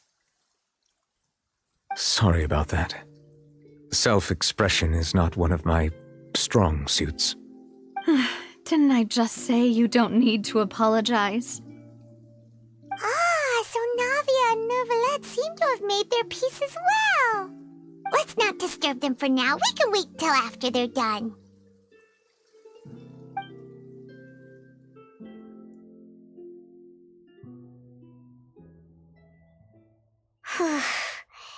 Paimon's never paid respects at someone's grave before. Did Paimon do anything rude there?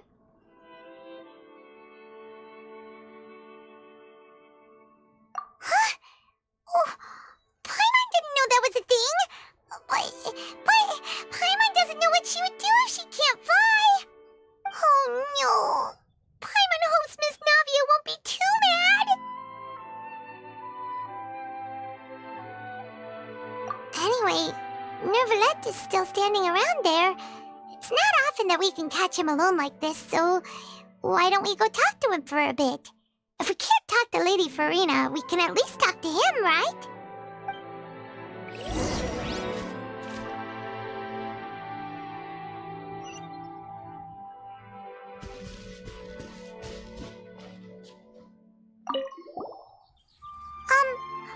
Paimon's really sorry, Navia, but Paimon did something pretty disrespectful just now. What are you saying, Paimon? I don't think I get it. Well, aren't you not supposed to fly around someone's grave? Huh? Who told you that? Hey, traveler! Why did you mess with Paimon again?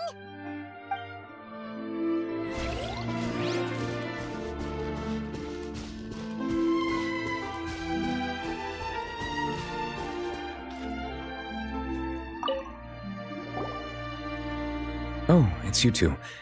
Did Miss Navia invite you to come pay your respects to her father? Mm-hmm. We ran into Navia on the streets today, so we just followed her here. I see. Then is there something that I can help you with? Well, it's pretty hard to run into you like this since you're usually super busy. So we figured we could try to ask you a few questions, if that's okay. Please feel free. Though outsiders, you helped us solve one of the greatest mysteries in Fontaine, and it would be my pleasure to return the favor.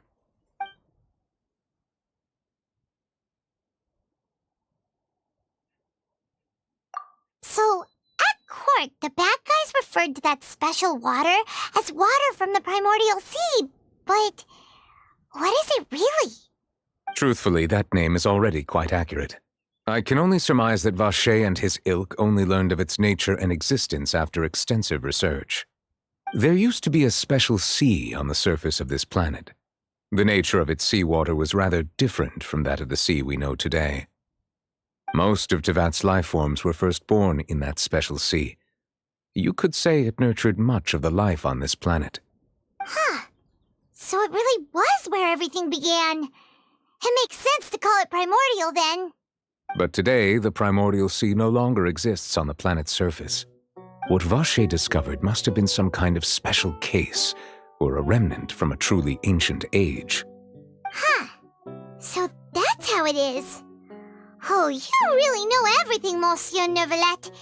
But if that's the case, then why would people, at least people from Fontaine, dissolve in that kind of water? Indeed. Why would the primordial sea, which was known to engender and nurture life, suddenly reverse itself and devour life instead? To be frank, that also doesn't match my understanding of this world and its laws.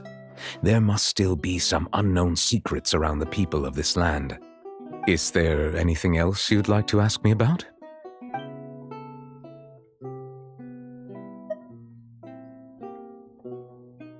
That the sea levels will rise and everyone will be dissolved in water, leaving Farina crying alone on her throne, but the sins of the people will be finally washed away for good.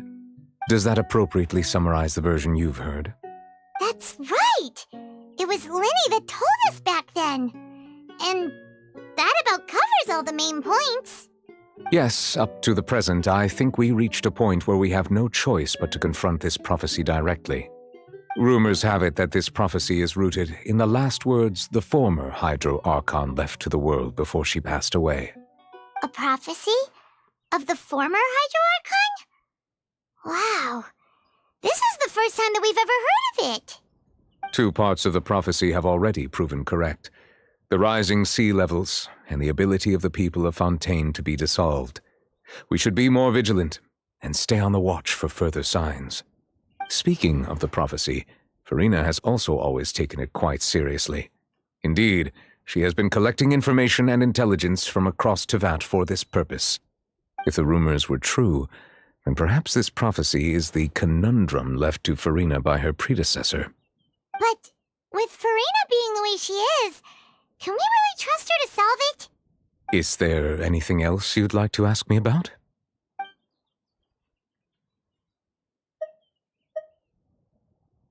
My apologies. My investigation has still not reached its conclusion. However, I still believe the judgment of the Oratrice was not rendered arbitrarily.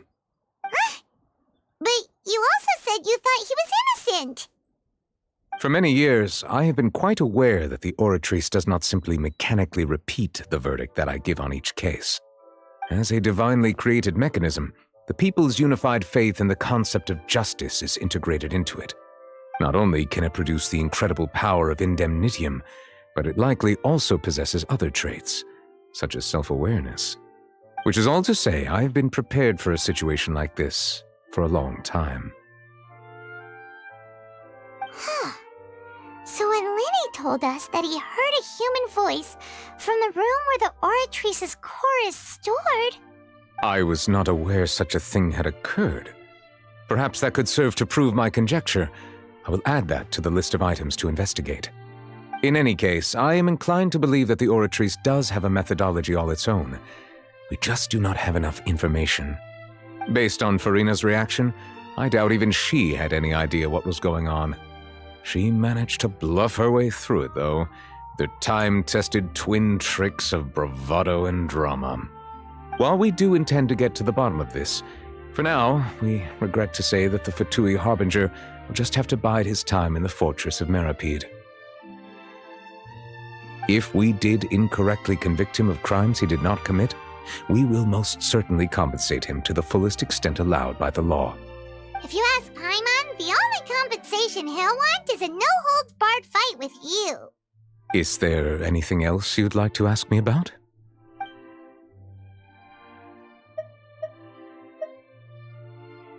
Your sibling, another blonde-haired traveler.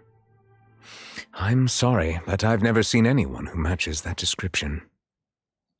If he ever stepped foot in Fontaine, I'm sure he followed our laws to the letter and had no reason to appear on the stage of the opera Epicles. Is there anything else you'd like to ask me about?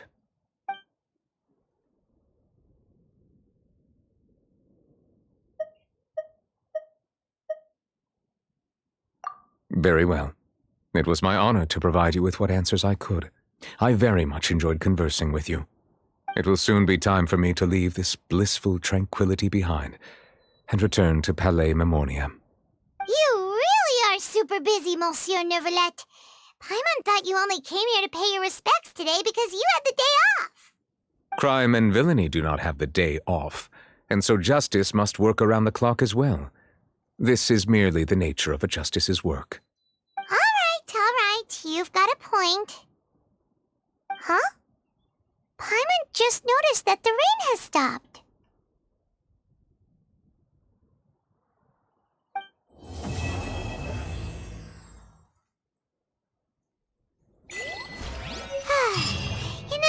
We've been walking around for a while now.